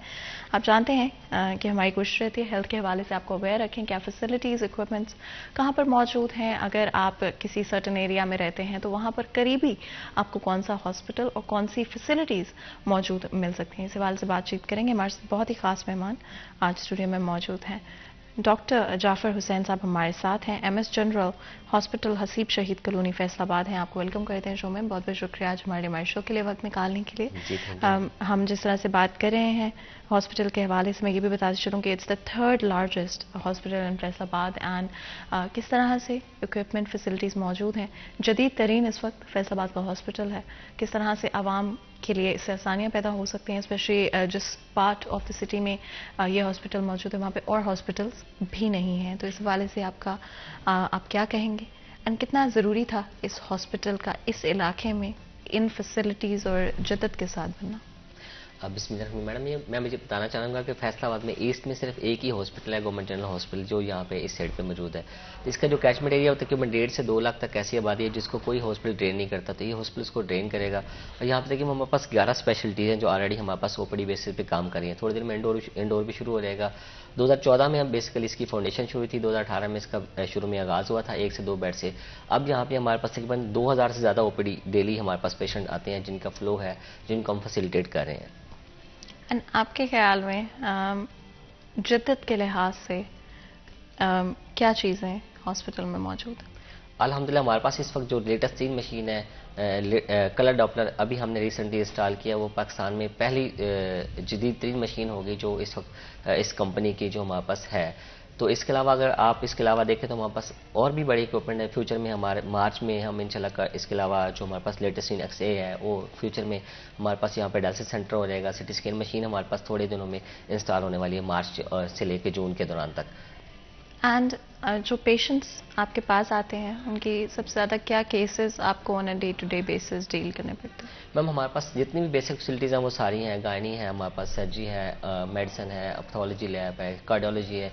تو ہمارے پاس تقریباً جو زیادہ پیشنٹ آتے ہیں وہ پیڈس کے اور جنرل جو ہے ہمارے پاس جو او پی ڈی وہ ہمارے پاس زیادہ آتا ہے. پیڈس سے ریلیٹڈ ہمارے پاس یہاں پہ باقاعدہ اسپیشل ڈاکٹر تعینات ہیں جو لوگوں کو اس کی پراپر فیسلٹیز ہمارے پاس دے رہے ہیں, لوگوں کو دیکھ رہے ہیں, پراپر بچوں کو مینیج کرتے ہیں. آج کل موسم بھی ہے, سردی کا موسم ہے, بچے زیادہ بیمار ہو رہے ہیں, ہمارے جو بزرگ ہیں ان کے لیے بھی ہمارے پاس یہاں پہ فیسلٹیز ہیں, ایون یورولوجی تک جو ہمارے پاس یہاں پہ ڈاکٹر اویلیبل ہے.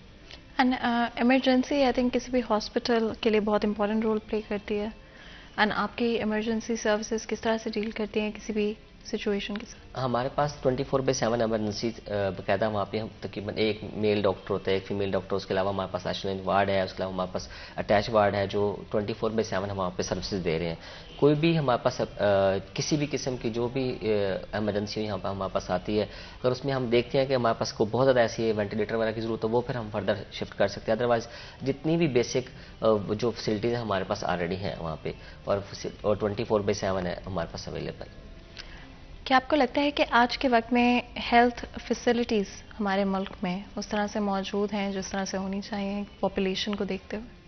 اگر اسی حساب سے دیکھا جائے تو پاپولیشن کے حوالے سے تھوڑی سی لیکنیس ہے, لیکن بہرحال جس طرح یہ ہمارا ہاسپٹل ہے, یہاں پہ جدید ترین ہاسپٹل بن رہا ہے, یہاں پہ جو فیسلٹیز فیوچر میں اویلیبل ہو جائیں گی یا جو ہے اس حوالے سے دیکھا جائے تو وہاں پہ کوئی کمی نہیں ہے. لیکن پاپولیشن کے حوالے سے اگر دیکھیں تو ڈیفینیٹلی ہمارے پاس اتنے ریسورسز نہیں ہیں کہ اس حوالے سے ہاسپٹل بھی مینیج کرنا, یا پاپولیشن کے حوالے سے ہاسپٹل تھوڑے سے کم ہے. کیا آپ کو لگتا ہے بجٹ ہمارا انف ہے, یا اگر ہاسپٹل کی ہی بات کریں تو آپ کو لگتا ہے کہ بجٹ کافی ہے؟ میم ہمارے ہاسپٹل میں تو ہمارے الحمدللہ بہت اچھا ہاسپٹل ہے, کیونکہ کنسٹرکشن فیز میں, اور یہاں پہ ہمارے پاس جو اس وقت موجودہ ہمارے جو ڈی سی او صاحب عمران حامد صاحب ان کی اسپیشل کوشش سے میرے ہاسپٹل کا سفیشینٹ بجٹ ہے ابھی بھی ہے, اور ابھی بلکہ اس کے علاوہ ایکسٹرا گرانٹ بھی انہوں نے مجھے 10 ملین کی میرے ہاسپٹل کو مینیج کرائی ہوئی ہے, تاکہ اگر کوئی ایکسٹرا کوئی چیز لینی پڑتی ہے ہاسپٹل کے حوالے سے تو وہاں پہ کوئی مسئلہ نہ ہو. لیکن جو باقی ہاسپٹلز ہیں ان کا ممکن ہے اس طرح کی سچویشن نہ ہو, کیونکہ میرا ہاسپٹل ابھی کنسٹرکشن ہے, مینیج کر رہے ہیں, اس لیے میرے ہاسپٹل کے حوالے سے بجٹ میں کوئی پرابلم نہیں ہے. اینڈ کیا چیزیں تھیں جو آپ نے کنسیڈر کی, کیا فیکٹرز تھے جو آپ نے ان کنسیڈریشن لیے اس ہاسپٹل کی تعمیر سے پہلے یا تعمیر کے دوران؟ میم جب سے میں ہوں وہاں پہ مجھے تقریباً 1 سال ہونے والا ہے, تو میرے جو وہاں پہ میرے ہونے کے دوران وہاں پہ انفراسٹرکچر پہ میں نے بڑا فوکس کیا کہ وہاں پہ جو اس کے روڈز نہیں تھے, جو شروع میں جہاں پہ جو اس کی آؤٹ لک تھی وہ تھوڑی سی بہتر ہو جائے. لوگ کیونکہ روڈز نہ ہونے کی وجہ سے لوگ اندر انٹر نہیں ہوتے تھے کہ وہاں پہ جو ایریا ہے یہ بڑا ایسا ہے. اس کے علاوہ وہاں پہ جو آبادی ہے وہ ساری ایسی ڈیزرونگ آبادی ہے, وہاں پہ اس کے سر وارث پورے والا ایریا ہے, اور اس کے ساتھ سارے فیکٹریز ایریا لگتے ہیں سارے. ویسے جو اس طرح کے سچویشن میں وہاں پہ اس ہاسپٹل کی ضرورت بھی بہت تھی, اور اس میں میں نے مینیج بھی بہت کیا. کلر ڈاپلر وہاں پہ میں نے انسٹال کروایا. اس کے علاوہ وہاں پہ ایکس رے یونٹ انشاءاللہ شروع میں آ رہا ہے. اس کے ساتھ ساتھ وہاں پہ جو او پی ڈی بیسز کو ہم نے تقریباً 6 سے 8 کمرے تھے, وہاں پہ ہم تقریباً 22 سے 23 کمرے تک ہم نے اس کو ایکسٹینشن دی ہے, تاکہ وہاں پہ کسی بھی قسم کی جو اس ایریا سے ریلیونٹ جو لوگ ہیں وہاں پہ فیسیلیٹیٹ ہو سکیں. تو اس کے علاوہ انفراسٹرکچر پہ, اکوپمنٹ پہ, آئی کے لیے اسپیشل ہم اکوپمنٹ وہاں پہ مینیج کر رہے ہیں. شون انشاءاللہ 2 سے 3 مہینے میں وہ ہمارا مینیج ہو جائے گا. وہاں پہ جو آپریشن تھیٹر سٹارٹ ہو جائیں گی. تو یہ ساری اسپیشل فوکسنگ ہے جو ہمارے سی او صاحب اور ہمارے ڈی سی او صاحب نے ان کو مینیج کیا ہوا, اور اسپیشلی وہاں پہ میں بھی پورا کوشش کرتا ہوں کہ اس کو پورے طریقے سے مینیج کیا جا سکے. ہائیجین کے لحاظ سے کس طرح سے پلاننگ کی, کس طرح سے پرائیورٹائز کیا ہائیجین کو؟ میم ڈیفینیٹلی نیا ہاسپٹل ہے, وہاں پہ تو لوگ اس کی بہت اچھی ہے, ہائیجینک کنڈیشن اس کی بہت اچھی ہیں, بیسمنٹ ہے, ہر چیز اپنے حساب سے مینیج کی ہوئی ہے according to new setups اور نیو چیزوں کے حساب سے. ہمارے ہاسپٹل میں وہاں الحمدللہ کوئی ایسا پرابلم نہیں ہائیجین کے حوالے سے, کیونکہ نیو انفراسٹرکچر ہے, اس حوالے سے وہاں پہ کبھی کوئی پرابلم نہیں ہے ایسا ہائیجین کے حوالے سے. ویسٹ مینجمنٹ, اینڈ ہم پہلے بھی پروگرام میں اس سوال سے بات کر چکے ہیں کہ waste management is very important and more so to do with medical waste. آپ کس طرح سے مینیج کر رہے ہیں میڈیکل ویسٹ کو؟ ویسٹ مینجمنٹ میں ہمارے پاس یہ ہے کہ ابھی ہم نے وہاں پہ جو پرائمری سیکنڈری ہاسپٹل جو ہمارے ڈپارٹمنٹ کو لکھا ہوا ہے, تو وہ ویسٹ مینجمنٹ ہماری یہاں پہ ایک لوکل گاڑی ہے وہ جو یہاں پہ ڈپیوٹیڈ ہے, وہ آتی ہے یہاں سے. ہمارا ڈیلی ویسٹ ہم کیلکولیٹ کرتے ہیں, اس کے 3 ہوتے ہیں, وائٹ ہوتا ہے, ریڈ اور 3 اس کے پارٹس ہوتے ہیں. ہم تینوں کو علیحدہ سے کیلکولیٹ کرتے ہیں, کاؤنٹ کرنے کے بعد اس کو ہم ان کو ڈپازٹ کرواتے ہیں ان کو. لیکن ریسنٹلی ہمارے پاس وہاں پہ میرے پاس ڈمپنگ یونٹ جو بنا رہا ہے وہاں پہ وہ بن رہا ہے. اس کے علاوہ وہاں پہ انسینیٹر فیوچر میں انشاءاللہ 2 سے 3 مہینے میں, یا ودن 4 to 5 مہینے جون سے پہلے انسینیٹر لگ جائے گا. تو یہ پھر ویسٹ ایون صرف نہ کہ ہمارے اپنے ہاسپٹل کا ہم کلیکٹ کریں گے, باقی جو ارد گرد کے جو چھوٹے ہاسپٹل ہیں وہ بھی ہمیں ہی ویسٹ بھجوائیں گے, ہم اس کو پھر یہاں پہ انسینیٹر میں جلائیں گے. اینڈ جب آپ انجیکشنز کو دیکھتے ہیں یا سرٹن جو استعمال کی جاتی ہیں سوئیاں استعمال کی جاتی ہیں میڈیکل پروسیجرز کے اندر, موسٹلی ان کو ڈسکارڈ کرنا سب سے زیادہ مشکل ہوتا ہے, ان کو سیفلی ڈسکارڈ کرنا.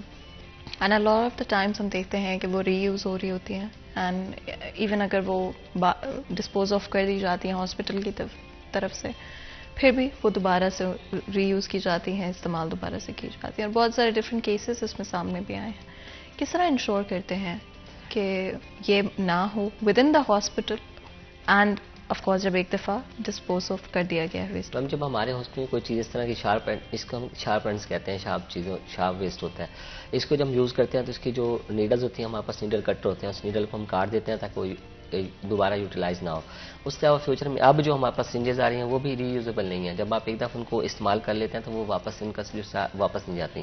تو یہ بھی ایک پازیٹیو پہلو ہے کہ آپ اس کو ری یوز نہیں کر سکتے. پھر اس کی کٹنگ کے بعد ہم اس پورے ویسٹ کو شارپ اینڈ کو باقاعدہ کیلکولیٹ کرتے ہیں, اس کو تولنے کے بعد اس کو باقاعدہ ایک اسپیشل شاپر کے اندر اس کو مینیج کرتے ہیں. پھر اس کو ہم اسی طرح اس ویسٹ کو باقاعدہ جو ہمارے پاس گاڑی آتی ہے اس کو ہینڈ اوور کرتے ہیں اور اس سے باقاعدہ ریسیونگ لیتے ہیں. تو وہ پھر وہاں پہ انہوں نے پھر آگے جا کے ریسیونگ دینی ہوتی ہے, وہ ہمارا ٹوٹل کیلکولیٹ ہوتا ہے.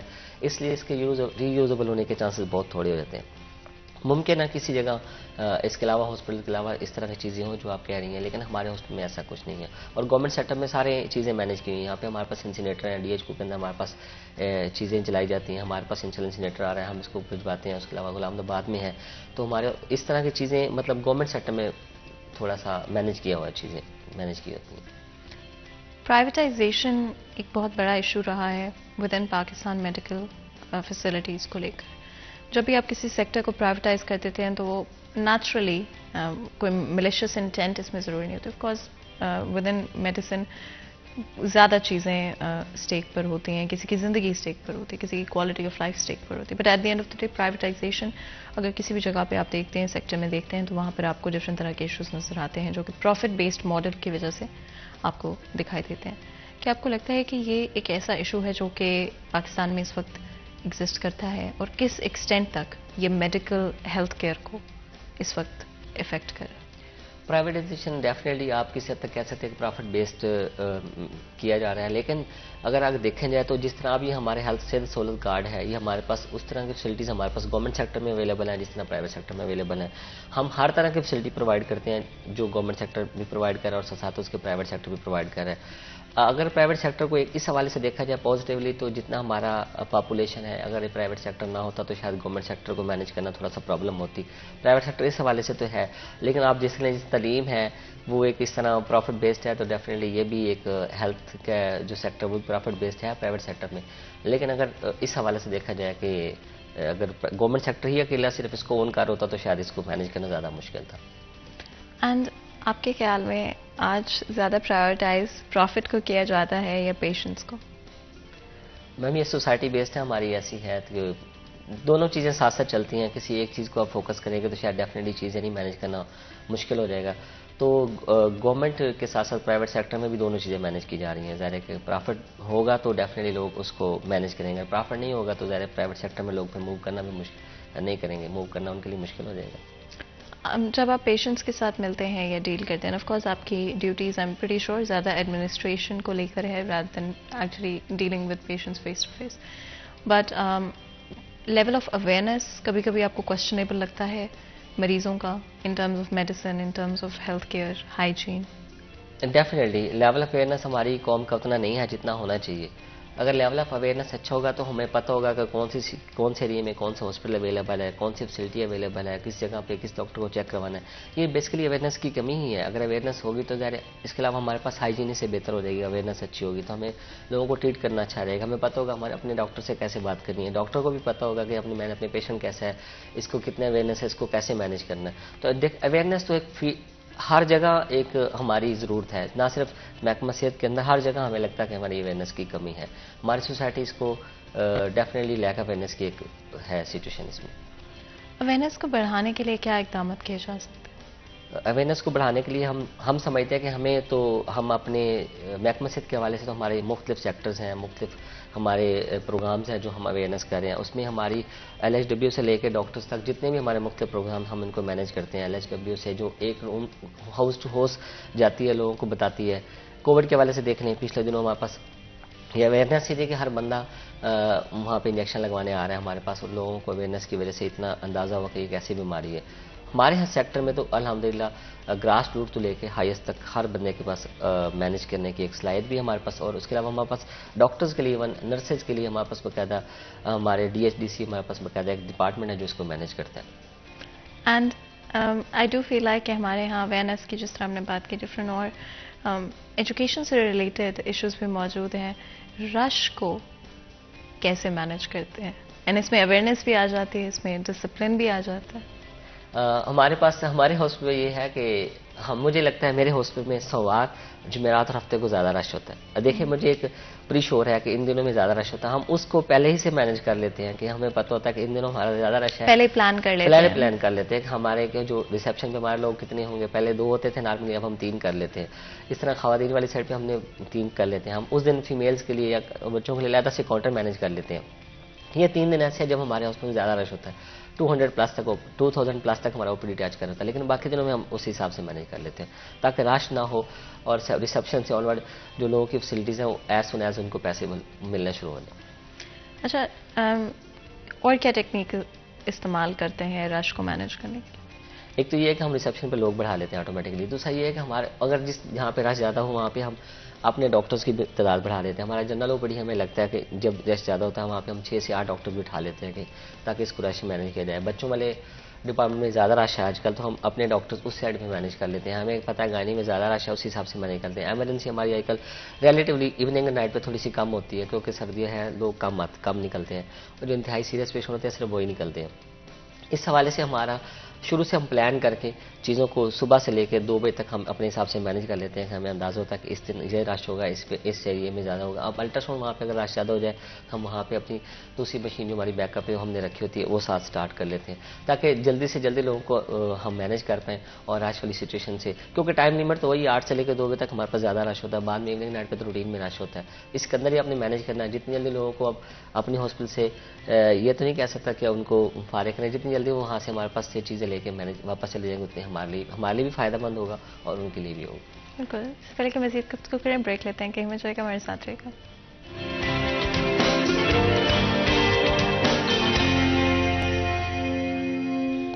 ویلکم بیک سے ریٹ اینڈ میں ایک دفعہ پھر آپ کو خوش آمدید کہتے ہیں. بریک میں جان سے پہلے گفتگو جاری تھی, بات کر رہے ہیں جنرل ہاسپٹل حسیب شہید کالونی کے حوالے سے. And of course with in that area it self کوئی اور میجر ہاسپٹلس موجود نہیں ہیں, وچ از سو امپورٹنٹ کہ آپ ایک میجر پاپولیشن شہر کی ایک ایسی سائٹ جہاں پر ہیلتھ کیئر کی اور زیادہ ضرورت ہے وہاں پہ یہ فیسلٹی پرووائڈ کی جا رہی ہے. ابھی بھی انڈر کنسٹرکشن ہے تو ڈفرینٹ طرح کی چیزوں کو ڈسکس کر رہے ہیں جس میں جنیرک بھی ہیں کچھ, اور کچھ اسپیسیفکلی ہاسپٹل کی فیسلٹیز پلاننگ کو لے کر بھی ہم بات کرنے کی کوشش کر رہے ہیں. آپ کے خیال میں سب سے مشکل, اینڈ آف کورس بیکاز آپ 1 سال سے ہیں یہاں پر اور ابھی بھی ہاسپٹل انڈر کنسٹرکشن, بہت ساری چیزیں آپ کے آنے کے بعد تبدیل ہوئی ہوں گی, بنائی گئی ہوں گی, کیا پوائنٹ تھا جو آپ کے لیے سب سے مشکل تھا, اسٹریسفل تھا؟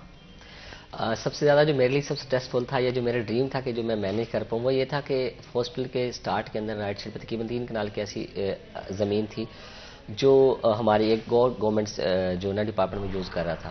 وہاں پہ جو ہاسپٹل کے اندر ہمیں آپ سمجھے وہاں پہ اتوار بازار لگتا تھا, تو یہ that was very disgusting for me کہ وہاں پہ میں نے بڑی کوشش کی اس کو, ظاہر وہاں پہ انٹرسٹ کے اوپر لوگ وہاں پہ کھڑے ہوتے تھے.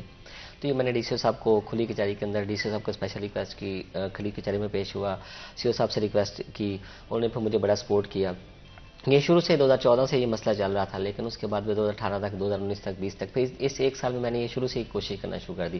اب ریسنٹلی وہاں پہ وہ 3 کنال کی جو جگہ تھی وہ مجھے میرا ہی ہاسپٹل کے لینڈ تھا, تو وہ مجھے DCO صاحب نے پھر اسپیشل کنسیڈریشن کے ساتھ وہ مجھے مینیج کرا دی. تب وہاں پہ جو سب سے بڑی چیز بنے گی وہ فیسلٹیشن سینٹر بنے گا. یہاں پہ فیصل آباد میں کسی جگہ بھی ایسا سینٹر نہیں ہے. فیسلٹیشن سینٹر سے کیا مراد ہے, وہاں پہ آپ دیکھیں وہاں پہ ایک اسپیشلائز ایک سائڈ پہ ایک ماسک ہوگی جو ہمارے انٹرسٹ کے ساتھ, اس کے اندر وہاں پہ ایک اسپیشل قسم کی کنٹین ہوگی جو ڈاکٹرز کے لیے علیحدہ ہوگی, پیشنٹس کے لیے علیحدہ ہوگی, وہاں پہ اسٹیشنری کا سامان ہوگا, وہاں پہ فوڈ اسٹریٹ ہوگی. یہ اسپیشل چیزیں ہوں گی جو لوگوں کے لیے ہوگی. وہاں پہ ان کا سٹنگ ایریا ہوگا تھوڑا سا وہاں پہ ہمارے سروینٹس کی بیک سائڈ کے جو ہمارے ملازمین ہیں ان کے لیے علیحدہ سے سسٹم ہوگا. تو یہ آرٹ آف دی ایک اسٹیٹ آف آرٹ چیز ہوگی یہاں پہ پورے ہاسپٹل میں. ایون ہمارے بڑے بڑے ہاسپٹل میں یہ نہیں ہے. تو یہ وہاں پہ یہ میرا خواب بھی تھا اور میں نے وہاں پہ اس کے لیے بڑی کوشش کی اور الحمدللہ میں کامیاب ہو گیا ہوں. تو یہ ایک مجھے لگتا ہے کہ یہ سب سے بڑا جو ہے فیکٹر یا جو سب سے بڑا جو میں نے وہاں پہ مینیج کیا یہ میرے لیے سب سے بڑی خوشی کی بات ہے. اینڈ کوئی ایسا پوائنٹ جہاں پر آپ کو لگا ہو کہ شاید میں یہ نہیں کر پاؤں گا؟ And I think we all have that doubt sometimes in life, and بڑا امپورٹنٹ ہوتا ہے اس چیز کو پھر بھی پار کرنا to get to the other side. نہیں، میں نے ہاسپٹل سب سے پہلا ایم ہی میرا یہ تھا کہ میں نے یہی کرنا ہے. تو میرا یہ سب سے بڑا ایم تھا کہ میں نے یہ کرنا ہے، یہ میرا ڈریم تھا اور میں اس میں کبھی ڈی موٹیویٹ نہیں ہوں. یہ آپ کا ڈریم تھا؟ یہ میرا ڈریم تھا. کتنا پہلے سے آپ نے سوچا؟ یہ جب سے میں ادھر گیا تو میں نے شروع میں دیکھا میں نے یہاں پہ یہ رش کیا ہوتا. مجھے جو وہاں پہ متعلقہ ہمارے جو ڈاکٹرز ہیں یا جو ہمارا ڈی ایم ایس ہے تو انہوں نے بتایا کہ یہاں پہ یہ مسئلہ ہے.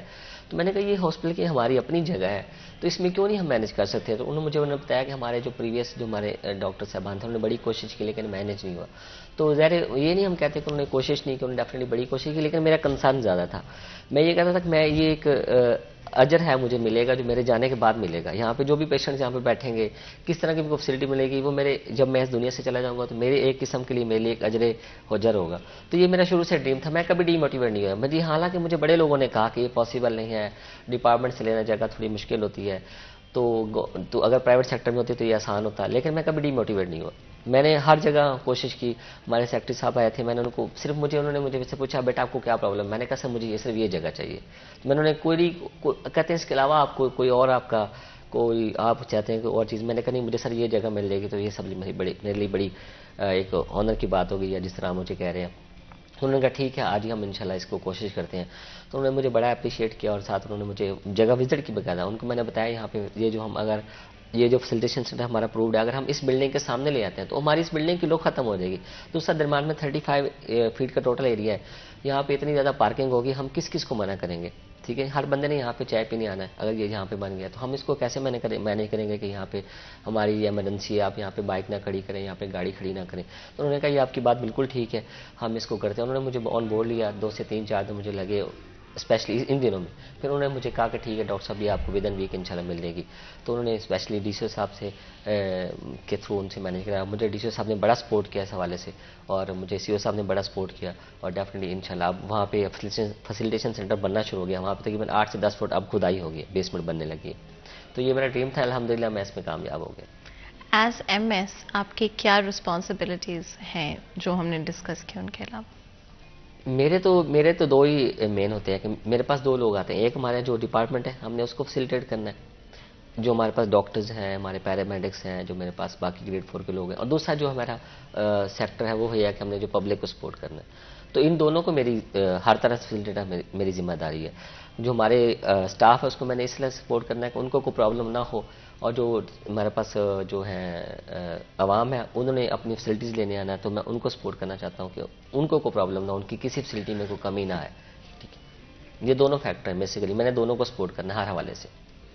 اینڈ اگر ہیلتھ کیئر کو آج ہم دیکھتے ہیں تو آئی تھنک اور بھی بہت سارے ڈفرینٹ ایشوز ہیں جو کہ ایگزسٹ کرتے ہیں بٹ ہم رسپانس ٹائم کے بارے میں بات کر لیتے ہیں اسپیشلی ایکسیڈنٹس اینڈ ایمرجنسیز میں. اگر کبھی آپ کے ہاسپٹل کو کانٹیکٹ کیا جاتا ہے کس طرح سے میک شور کرتے ہیں کہ رسپانس آپ کا ٹائملی ہے؟ کوئی پیشنٹ آپ کو کال کرتا ہے کہ جی فلاں ایمرجنسی ہے ہمارے پاس ہم آنا چاہ رہے ہیں آ رہے ہیں، کس طرح سے اس کو مینیج کرتے ہیں؟ ایک تو 1122 جو ہمارے پاس لے کے آتی پیشنٹس ٹھیک ہے ان کو پتہ ہوتا ہے یہاں پہ 24/7 ایمرجنسی اویلیبل ہوتی ہے. وہاں پہ ڈاکٹرز بھی ہوتا ہے اسٹاف بھی ہوتا ہے 24/7 ہر طرح کی فیسلٹی ہے. دوسرا جو لوگ خود اپروچ کرتے ہیں تو ہمارے ہاسپٹل میں اتنا زیادہ رش نہیں ہوتا ایوننگ نائٹ پہ ایمرجنسی میں تو وہاں پہ ڈاکٹرز بھی موجود ہوتے ہیں. اگر آپ دیکھا جائے تو باقی ہاسپٹل کی نسبت کیونکہ ابھی لوگوں کو آئیڈیا بھی نہیں ہے ہمارے ہاسپٹل کا اتنا زیادہ. مارننگ پہ تو الحمدللہ بہت زیادہ رش ہوتا ہے ایوننگ نائٹ پہ اتنا زیادہ نہیں ہوتا. تو اس اویئرنیس کی کمی کی وجہ سے بھی ہمارے پاس لوگ جو رش نہ ہونے کی وجہ سے ہمارے پاس ڈاکٹرز اویلیبل ہوتے ہیں اور رسپانس ٹائم ہمارا بہت اچھا ہے. ود ان سیکنڈ جیسے پیشنٹ ہمارے پاس انٹر ہوتے ہیں ہمارے ڈاکٹرز آلموسٹ ہم کہتے ہیں کہ کہہ سکتے ہیں کہ وہ آلموسٹ پیشنٹ کے انتظار کر رہے ہوتے ہیں. تو جیسے پیشنٹس آتا ہے وہ فوراً اس کو سپورٹ کرتے ہیں. 1122 والوں کا باقاعدہ سسٹم ہے اس کے تحت انہوں نے باقاعدہ ریسیونگ دینی ہوتی ہے. ٹھیک ہے اور ہمارے پاس جو ڈاکٹر ہوتے ہیں وہ فوراً اس کو دیکھ لیتے ہیں. ہمارے پاس الحمدللہ اگر دیکھا جائے نا ڈی ایچ کو یا لائٹ کی نسبت وہاں پہ ڈاکٹرز کی شارٹیج اس حوالے سے ہے کہ وہاں پہ پیشنٹ کو ٹائم دینا تھوڑا سا ٹائم لگ جاتا ہے لیکن ہمارے پاس نہیں ہے ایسا سچویشن نہیں.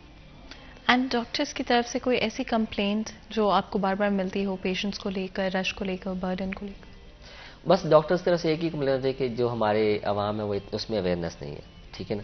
وہ اتنا نہ تو ان کو رسپانس دیتے ہیں، ریسپیکٹ دیتے ہیں ڈاکٹرس کو، نہ وہ ان کو اس طرح ٹریٹ کرتے ہیں جس طرح ہم سمجھتے ہیں کہ ڈاکٹرس کو جیسے ٹریٹ کرنا چاہیے. یہ ایک کمپلین ہوتی ہے، ادروائز تو ایسی کوئی کمپلین نہیں ہوتی جو پیشنٹس کو کی طرف سے ہو ڈاکٹرس کو. اینڈ آپ کو لگتا ہے کہ ہماری عوام میں امپروومنٹ دیکھ رہے ہیں وقت کے ساتھ یا the other way around? Definitely improvement تو آ رہی ہے. ہمارے اتنا ہم نے وقت گزارا اویئرنیس میں، نہ صرف کہ ہم اویئرنیس کریں ہیلتھ کے حوالے سے، باقی بھی اگر دیکھیں سوشل سیٹ اپ پہ یا سوشل جو میڈیاز پہ بڑی اویئرنیس آ رہی ہے، تو ڈیفینیٹلی فائدہ تو ہو رہا ہے، لیکن but it will take some time کہ ایک وقت آئے گا جب ہم اس طرح ہم اس قابل ہو جائیں گے کہ ہمیں چیزوں کو یہ والی بیسک لوگوں کو نہیں بتانی پڑیں گی کہ اس طرح اگر آپ نے ڈاکٹر کے پاس جانا ہے تو اس طرح بہیو کرنا ہے، یا آپ نے کسی اور محکمے میں جانا ہے تو یہ سچویشن ہے، آپ نے وہاں پہ ٹکٹ بنانی ہے. تو لوگ ہمارے پاس ڈائریکٹ ایون بغیر ٹکٹس بنوائے یا بغیر ہمارے پاس پیشنٹس کو اپنی سلپس لیے ہمارے پاس آ جاتے ہیں. پھر ہم بعض کا ان کو سمجھاتے بھی ہیں، بعض کا یہ ہوتا ہے کہ ہم اپنا کسی ملازم کو بنوا دیتے ہیں کہ ان کی آپ سلپ بنوا دیں. تو یہ اویئرنیس کی کمی کی وجہ سے ہوتی ہے صورتحال. تو انشاءاللہ ڈیفینیٹلی ایک وقت آئے گا جب یہ سچویشن ساری ختم ہو جائیں گی. اب ہمارا ہاسپٹل تو انشاءاللہ فیوچر میں یہ ہوگا کہ ڈیجیٹلائزڈ ہو جائے گا. جب اس طرح ہوگا تو ہمارے پاس جب پیشنٹ آئے گا تو ہم اس کا شروع میں ایک دفعہ ڈاٹا انٹر کریں گے، تو آل اوور دی ورلڈ پھر اور آل اوور دی پاکستان وہ کہیں بھی جائے گا تو آٹومیٹکلی اس کا وہ ہمارا ایم آر نمبر کنسیڈر ہوگا. یہ ہمارے ہاسپٹل میں پریکٹس ہونا شروع ہو گئی، لیکن بٹ ڈیفینیٹلی 2 سے 4 مہینے، اس سے شاید زیادہ ٹائم بھی لگ جائے گا. ایک ہاسپٹل ہے فیصلہ آباد کے علاوہ تحصیل گوجرا کے اندر، وہاں پہ یہ پریکٹس چل رہی ہے وہاں پہ. تو ہمارے اس میں بھی یہ شروع ہو گئے ہیں. انشاءاللہ فیوچر میں یہ بھی ایک فائدہ ہو جائے گا.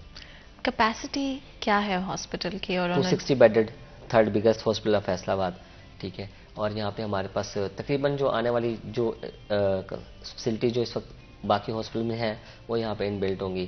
اب ڈائلسس سینٹر ہوگا یہاں پہ، سی ٹی اسکین مشین ہوگی یہاں پہ، اور ایکس رے مشین ہمارے پاس او پی ڈی کے لیے الگ سے ہوگی، اور انڈور کے لیے الگ سے ہوگی، اور اس کے علاوہ جو ہمارے پاس ہے ایمرجنسی میں الگ سے ہوگی. 3 ایکس رے مشینز ہوں گی.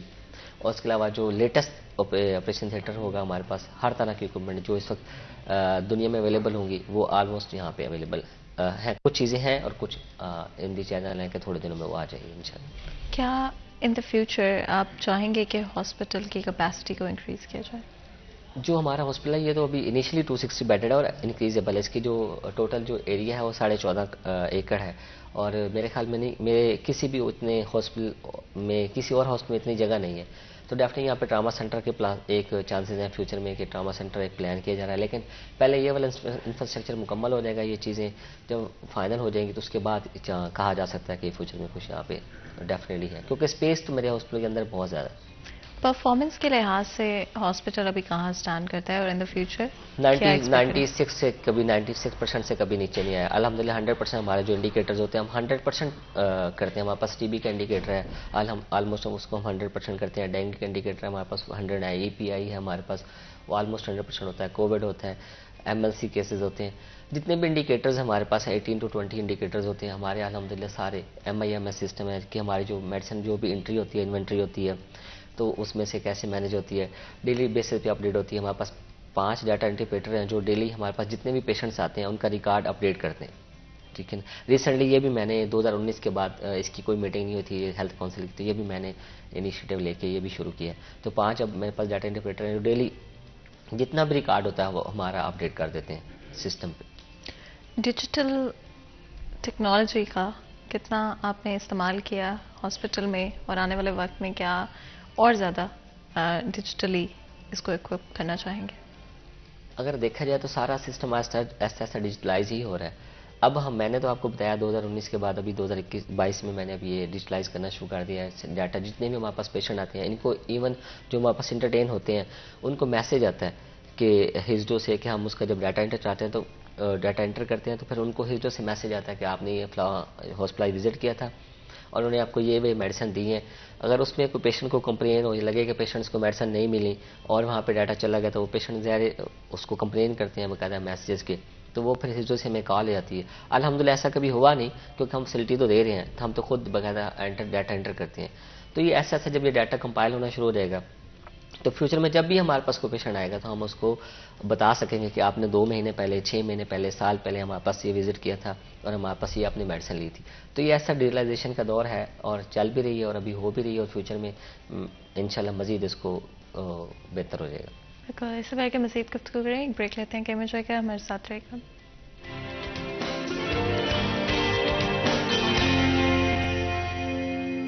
ویلکم بیک سیریز 10 میں ایک دفعہ پھر آپ کو خوش آمدید کہتے ہیں. بریک میں جانے سے پہلے گفتگو جاری تھی اینڈ ہم بات کر رہے ہیں جنرل ہاسپٹل حسیب شہید کالونی کے حوالے سے. ڈفرینٹ چیزوں کو ہم نے ڈسکس کیا، ڈفرینٹ فیکٹرز جو کہ ہاسپٹل کی مینجمنٹ سے لے کر quality of treatment and medicine جو وہاں پہ پرووائڈ کی جاتی ہے اس کے بارے میں بھی ہم نے بات کی.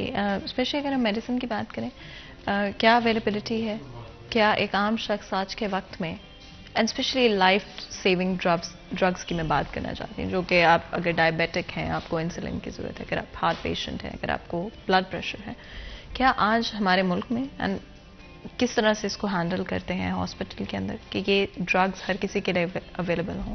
میم ہمارے پاس گورنمنٹ آف پنجاب نے ایک بڑا اچھا انیشیٹو لیا ہے. پرائمری سیکنڈری ڈپارٹمنٹ نے ہمارے پاس ایک اسٹینڈرڈ میڈیکل لسٹ ہے جس کے اندر 89 ڈرگز ہوتی ہیں، جس میں لائف سیونگ ڈرگز بھی ہے اور باقی بھی ہیں. مختلف ہاسپٹلس کی ریکوائرمنٹ مختلف ہے، لیکن ایک منیمم ریکوائرمنٹ ہے جو ہمارے پاس ہونی چاہیے. اب جب ہم ہمارے ہاسپٹل میں وہ ساری چیزیں ہیں، نہ صرف میرے ہاسپٹل میں بلکہ ہر ہاسپٹل میں وہ چیزیں ہونا ضروری ہیں. جیسے ان کا ایک شیلف لیول کم ہوتا ہے ہمارے کمپیوٹر کے اندر MIMS سسٹم میں، مینجمنٹ انوینٹری میڈیسن سسٹم میں، جب بھی اس میں کوئی کم ہوتا ہے تو آٹومیٹکلی ہز ڈو سے ہمیں کال آ جاتی ہے کہ آپ کی یہ چیز کم ہے، آپ اس کو مینیج کریں. تو ایک لیول کے نیچے ہم میڈیسن نہیں مینیج رکھ سکتے، تو آٹومیٹکلی یہ لائف سیونگ ڈرگز بھی ہمارے پاس اویلیبل ہوتی ہیں اور ایک اسٹینڈرڈ میڈیکل لسٹ بھی اویلیبل، اس کی جو اندر میڈیسن ہے وہ بھی ہمارے پاس رکھنی پڑتی ہے. ہماری مجبوری بھی ہے اور ہماری ضرورت بھی ہے، ٹھیک ہے. وہ ہم پیشنٹس کو اس حساب سے مینیج کرتے ہیں. اس لیے لائف سیونگ ڈرگز کسی بھی ہاسپٹل میں رکھنا انتہائی ضروری ہے. اگر ہم نہیں رکھیں گے تو ہمارے پاس ہمارے جو سینئرس ہیں یا ہمارے جو سسٹم ہے وہ آٹومیٹکلی ہمیں آگاہ کر ہوتا ہے کہ آپ کے پاس یہ چیز کم ہو رہی ہے. ایون ختم ہونا تو بڑی دور کی بات ہے، ایون کم ہو رہی ہو تو بھی ہمیں انیشیٹو میسج آنا شروع ہو جاتے ہیں کہ آپ اس چیز کو مینیج کریں. تو ہمارے پاس اس وقت میرے ہاسپٹل میں الحمدللہ ہر طرح کی میڈیسن اویلیبل ہے. اس میں جس طرح آپ کہہ رہے ہیں ڈائبٹیز کی ہے، بلڈ پریشر کی ہے، کارڈیالوجی سے ریلیٹڈ ہے، نیورولوجی سے ریلیٹڈ ہے، جو ہمارے اسٹینڈرڈ میڈیکل لسٹ میں ہیں وہ بھی ہیں. اس کے علاوہ ایکسٹرا بھی میڈیسن ہمارے پاس اویلیبل ہے. لیکن اب ہم نے یہ کوشش کی ہے کہ ہم پیشنٹس کو 3 دن سے زیادہ میڈیسن کوشش کریں نہ دیں. ہم نے دیکھا کہ ایک گھر میں سے ایک بندہ، جب ایک گھر میں سے اگر بچے بیمار ہیں تو ایک ماں اپنے 6 بچوں کو لے کے آتی ہے، اس نے 6 پرچیاں بنوانی ہوتی ہیں اور 6 جگہ وہ میڈیسن لے جاتی ہے. اب ہم دیکھتے ہیں تو 6 سیرپ ایک ہی گھر میں جا رہے ہوتے ہیں. تو ہم اس کو کوشش کرتے ہیں کہ اس کو تھوڑا سا مینیج کرنے کی کوشش کریں. ہم نے وہاں پہ یہ کوشش کی کہ ہم 3 دن کی میڈیسن دیتے ہیں، لیکن جو کرونک ڈیزیز ہیں جس طرح ڈائبٹیز ہے، شوگر کے مریض ہیں، بلڈ پریشر کے مریض ہیں، جنہوں نے لانگ لاسٹنگ کھانی ہے ان کا ہم ڈیوریشن کم نہیں کرتے. لیکن جو اینٹی بایوٹکس ہیں ان کا یا جو بخار کی دوائی ہے اس طرح جو لائف سیونگ نہیں ہے اس کو ہم کوشش کرتے ہیں 3 دن سے زیادہ نہ دیں. ہم لوگوں کو کہتے ہیں کہ یہ 3 دن کے، وہ ہم سے ناراض بھی ہوتے ہیں. ایون ہمارے آفس میں بھی آتے ہیں نہیں ہم نے تو زیادہ دن کی کھانی لینی ہے، ہم دوبارہ کیسے آئیں گے. ہم ان کو سمجھاتے ہیں کہ آپ 3 دن کی لے کے جائیں، دوبارہ ہم بیٹھے ہوئے آپ کے لیے، آپ دوبارہ ہیں ہمارے پاس، ہم دوبارہ آپ کو 3 دن کی پھر دے دیں گے. ضرورت پڑی تو ہم ڈاکٹر صاحب سے کہہ دیں گے، ریکویسٹ کر دیں گے 7 دن کی آپ کو دے دیں گے. لیکن یہ ہماری کوشش ہوتی ہے کہ تاکہ ہم اپنی جو ڈرگز ہیں وہ ضائع نہ ہونے دیں. ٹھیک ہے. لوگوں کے ہم نے دیکھی ہے لوگوں کے شیلفوں میں پڑی وہاں پہ ضائع ہو رہی تھی گھروں میں. گھر سے ہاسپٹل سے باہر نکلتے ہیں ان کے پاس وہ سیرپ بچوں کو پڑھایا ہوتا ہے، وہ بچے کے ہاتھ سے گر جاتا ہے، ٹوٹ جاتا ہے. تو اس حوالے سے ہم نے کوشش کی 3 دن سے زیادہ نہ دیں. اسٹیٹسٹکس کے مطابق پاکستان میں diabetic and heart conditions and blood pressure کے بہت سارے پیشنٹس موجود ہیں. کیا آپ کا اوپینین ہے، اگر آپ اوور ویو کرتے ہیں اس سچویشن کو، کیا یہ ایک ایسا پوائنٹ ہو سکتا ہے جو کہ ہماری صحت کے حوالے سے as a country, as a nation بہت خطرناک پوائنٹ؟ ڈیفینیٹلی ہماری جو ہم دنیا میں بہت بڑا ایسا گراف ہمارا ڈائبٹیز کا جس میں ہم گر رہے ہیں، یا جو ہمارے پاس ہیپاٹینسو لوگ ہیں وہ ایسے جن کی تعداد بہت زیادہ ہو رہی ہے، دن بدن بڑھ رہی ہے. اور ہم سمجھتے ہیں کہ 2030 میں 2050 تک بلکہ یہ لوگ ہمارے پاس جتنے لوگ اس وقت ڈائبیٹکس ہیں وہ آلموسٹ ڈبل ہو جائے گی، ان کی تعداد ڈبل ہو جائے گی. تو یہ بیسیکلی ہمارے پاس لیک آف ایکسرسائز، جو ہم لوگ ایکسرسائز نہیں کرتے، اویئرنیس کی کمی، ہمارے ڈائٹری فیکٹرز ایسے ہیں، ہمارے رہنے کا اور سٹائل ایسا ہے کہ یہ اگر چیزیں موڈیفائی کر لی جائیں اور دنیا نے موڈیفائی کی ہیں تو ہمارے یہ گراف آٹومیٹکلی کم ہو سکتا ہے. پھر ایک فیملی ٹینڈنسی رہ جائے گی کہ جس خاندان کے اندر شوگر ہے اس خاندان کے اندر چانسز بڑھ جائیں گے. لیکن اس کے برعکس جو ہمارے جتنے باقی فیکٹرز ہیں وہ ہم سارے موڈیفائیبل ہیں، جس میں ہمارا جو ہماری اوبیسٹی ہے، ہم اوبیسٹی کو بہت بڑا فیکٹر ہے ہمارا اوبیسٹی جو ہمارا شوگر کے لیے, بلڈ پریشر کے لیے, اسی کو ہم مینیج کر لیں تو ہمارا بڑا اچھا گراف ہمارا نیچے آ سکتا ہے, اور لوگ ڈائبٹیز کے جو لوگ ہیں وہ آٹومیٹکلی کم ہو جائیں گے, بلڈ پریشر کے لوگ کم ہو جائیں گے. اینڈ کیا سب سے امپورٹنٹ فیکٹرز رکھتے ہیں سچویشن کے یہاں تک پہنچنے میں, اسپیشلی ڈائبٹک, ہائپر ٹینشن, ہمارے لائف اسٹائل میں کہاں پر فالٹ؟ مطلب ہم سمجھتے ہیں, آپ دیکھیں ہم لوگ ہم اپنے حساب سے ہمارا جو سوشل سیٹ اپ ہے اس طرح سمجھتے ہیں, ہم سمجھتے ہیں کہ اگر مجھے اٹھ کے گلاس پانی کا بھی پینا پڑے تو میں سمجھتا ہوں کہ یہ میرے لیے ایک اور کی بات ہے کہ میں افسر ہوں, مجھے کسی کو دینا چاہیے, ٹھیک ہے. لیکن جو ہمارے اندر یہ والی تھوڑی سی ذہنیت ہے نا, اگر یہ ہمارے اندر سے ختم ہو جائے تو ہم اپنے سارے کام شروع کر دیں گے, آٹومیٹکلی خود کریں گے, فزیکل ایکٹیویٹی آپ کی بڑھ جائے گی تو آپ ڈائبیٹک نہیں ہوں گے, ہائپرٹینسو نہیں ہوں گے. ہم نے بڑی ایسی فیملیز دیکھی ہیں, ان کو ہم نے شروع سے اویئرنیس دی تھوڑی سی, تو آٹومیٹکلی اب وہ 6 8 10 سال سے ڈائبیٹک نہیں ہے. ایون جو لوگ پری ڈائبیٹک تھے, جو ڈائبٹیز جن میں ہونے والی تھی فیملی کے اندر تھی, ان کو تھوڑا سا سمجھایا تو اب پری ڈائبٹیز کو مینیج کر رہے ہیں. تو فزیکل ایکٹیویٹی ہی مین فیکٹر ہے. آپ کا جتنا کام آپ زیادہ کریں گے, جسمانی مشقت جتنی آپ کی زیادہ ہوگی, وہ ایکسرسائز کی صورت میں ہو یا چلنے پھرنے کی صورت میں ہو یا کام کاج کی صورت میں ہو, اگر آپ کی یہ زیادہ ہوگی تو ڈیفینیٹلی آپ بہت ساری بیماریوں سے بچے رہیں گے جو ہماری سیڈیٹری لائف اسٹائل کی وجہ سے ہوتی ہے. اینڈ بچوں میں اسپیشلی آج کل ہم دیکھتے ہیں کہ ڈفرینٹ طرح کی بیماریاں آپ کو نظر آتی ہیں, بڑی سیریس بیماریاں کئی دفعہ آج کل بچوں میں نظر آتی ہیں. کیا فیکٹرز ہماری سوسائٹی میں, and of course at that stage تو آپ پلے فل بھی ہو, آپ فزیکلی بھی ایکٹیو ہو, مینٹلی بھی ایکٹیو ہو, کیا چیز ہم غلط کریں کہ آج ہمارے بچوں میں ہمیں اتنی خطرناک بیماریاں نظر آ رہی ہیں؟ میں تو یہ سمجھتا ہوں کہ ایک ساری جتنے بھی آپ نے فیکٹرز کی بنائے, اگر ان کے پیچھے اگر ایک دیکھا جائے تو میں چاہتا ہوں اسکرین ٹائم ہمارا کم ہو جائے نا بچوں کا, اسکرین ٹائم, کہ وہ جو موبائل ہر وقت دیکھتے رہتے ہیں یا ٹی وی دیکھتے رہتے ہیں یا گیمز کے اندر لگے رہتے ہیں, اگر یہ اسکرین ٹائم کم ہو جائے تو ہماری بہت ساری بیماریاں ہماری اس سے بھی کم ہو. دوسرا جو ہے فاسٹ فوڈ کا فیکٹر ہے, بچوں میں بڑی لائکنگ ہے اس کی, فاسٹ فوڈ وہ بڑا پسند کرتے ہیں. اگر یہ اس کے ساتھ ساتھ اگر یہ ہو جائے ڈائٹری ہیبٹس یہ چینج ہو جائے تو دو ڈائٹری ہیبٹس چینج, ایک ڈائٹری ہیبٹ یہ آپ کی فاسٹ فوڈ والی اور ایک یہ آپ کا اسکرین ٹائم, یہ کم ہو جائے تو آپ بچوں کو بہت ساری بیماریوں سے بچا سکتے ہیں. اور ہمارے گراؤنڈز آپ دیکھیں جہاں پہ بھی کوئی نئی سوسائٹی بنتی ہے وہاں پہ گراؤنڈز والا کوئی سسٹم نہیں ہے, ٹھیک ہے, پلے گراؤنڈ نہیں بنے ہوئے, اور ہم لوگ اپنے بچوں کو باہر ایون نکلنے بھی نہیں دیتے کہ وہ کھیلیں کودیں, وہ پرانے والا سیٹ اپ تھوڑا سا واپس آئے. یہ سچویشن اس کو مینیج کرنا تھوڑا سا ہمیں مینیج کرنا پڑے گا تاکہ ہم اپنے بچوں کو ان مختلف قسم کی بیماریوں سے بچا سکیں. اچھا, اسکرین ٹائم کے اوپر آئی ڈو اگری کہ بچوں کا اسکرین ٹائم لمٹ ضرور ہونا چاہیے, there should be an extent جس کے بعد ان کو روکا جائے. بٹ دین اگین جس طرح سے ہماری دنیا تبدیل ہو رہی ہے, ڈیجیٹلائز ہو رہی ہے, کیا آپ کو لگتا ہے کہ یہ ایک نیگیٹو چیز میں بھی کنورٹ ہو سکتا ہے کہ اگر ہم کسی بچے کو, for example I seen people جو کہ اپنے بچوں کو بالکل ہی نہیں استعمال کرنے دیتے, ان کی interaction with smart phones, having their own devices بالکل نہیں ہے, تو ان کمپیریزن وہ بچے جن کو ایکسیس ہے جو کہ استعمال کر پاتے ہیں, وہ آف کورس زیادہ ٹیکنیکلی اسکلڈ, آپ ایک سرٹن 10 سال کے پیریڈ پہ اگر آپ ان کو انالائز کرتے ہیں تو 10 سال کے بعد وہ بچہ زیادہ اسکلڈ ہوگا جس نے زیادہ استعمال کیا ہے موبائل فون کو, اینڈ اس کو پتا ہے کیا چیز کس طرح سے چلتی ہے. تو کیا وہ ایک ہم ڈفرینس کریٹ نہیں کر رہے جو کہ آگے چل کے پروفیشنلی ان ایجوکیشن بچوں کو ہو سکتا ہے کہ برابری پر نہ کھڑا کرے؟ اب میں آپ کی بات سے بالکل ایگری کر رہا ہوں, لیکن access of every thing is bad, ٹھیک ہے, ایک خاص حد سے زیادہ تو آپ نہ یوز کرنے دیں. اب لیکن جو ہمارے ایسے اس طرح کے لوگ ہیں جو اپنے بچوں کو بالکل یوز نہیں کرنے دیتے, وہ بھی کسی حد تک صحیح نہیں ہے, کیونکہ اب ٹیکنالوجی کا مقابلہ تو ہم نے کرنا ہی ہے. اب دیکھیں آن لائن ارننگ وہی لوگ کر رہے ہیں جو ٹیکنیکلی اسٹرانگ ہے.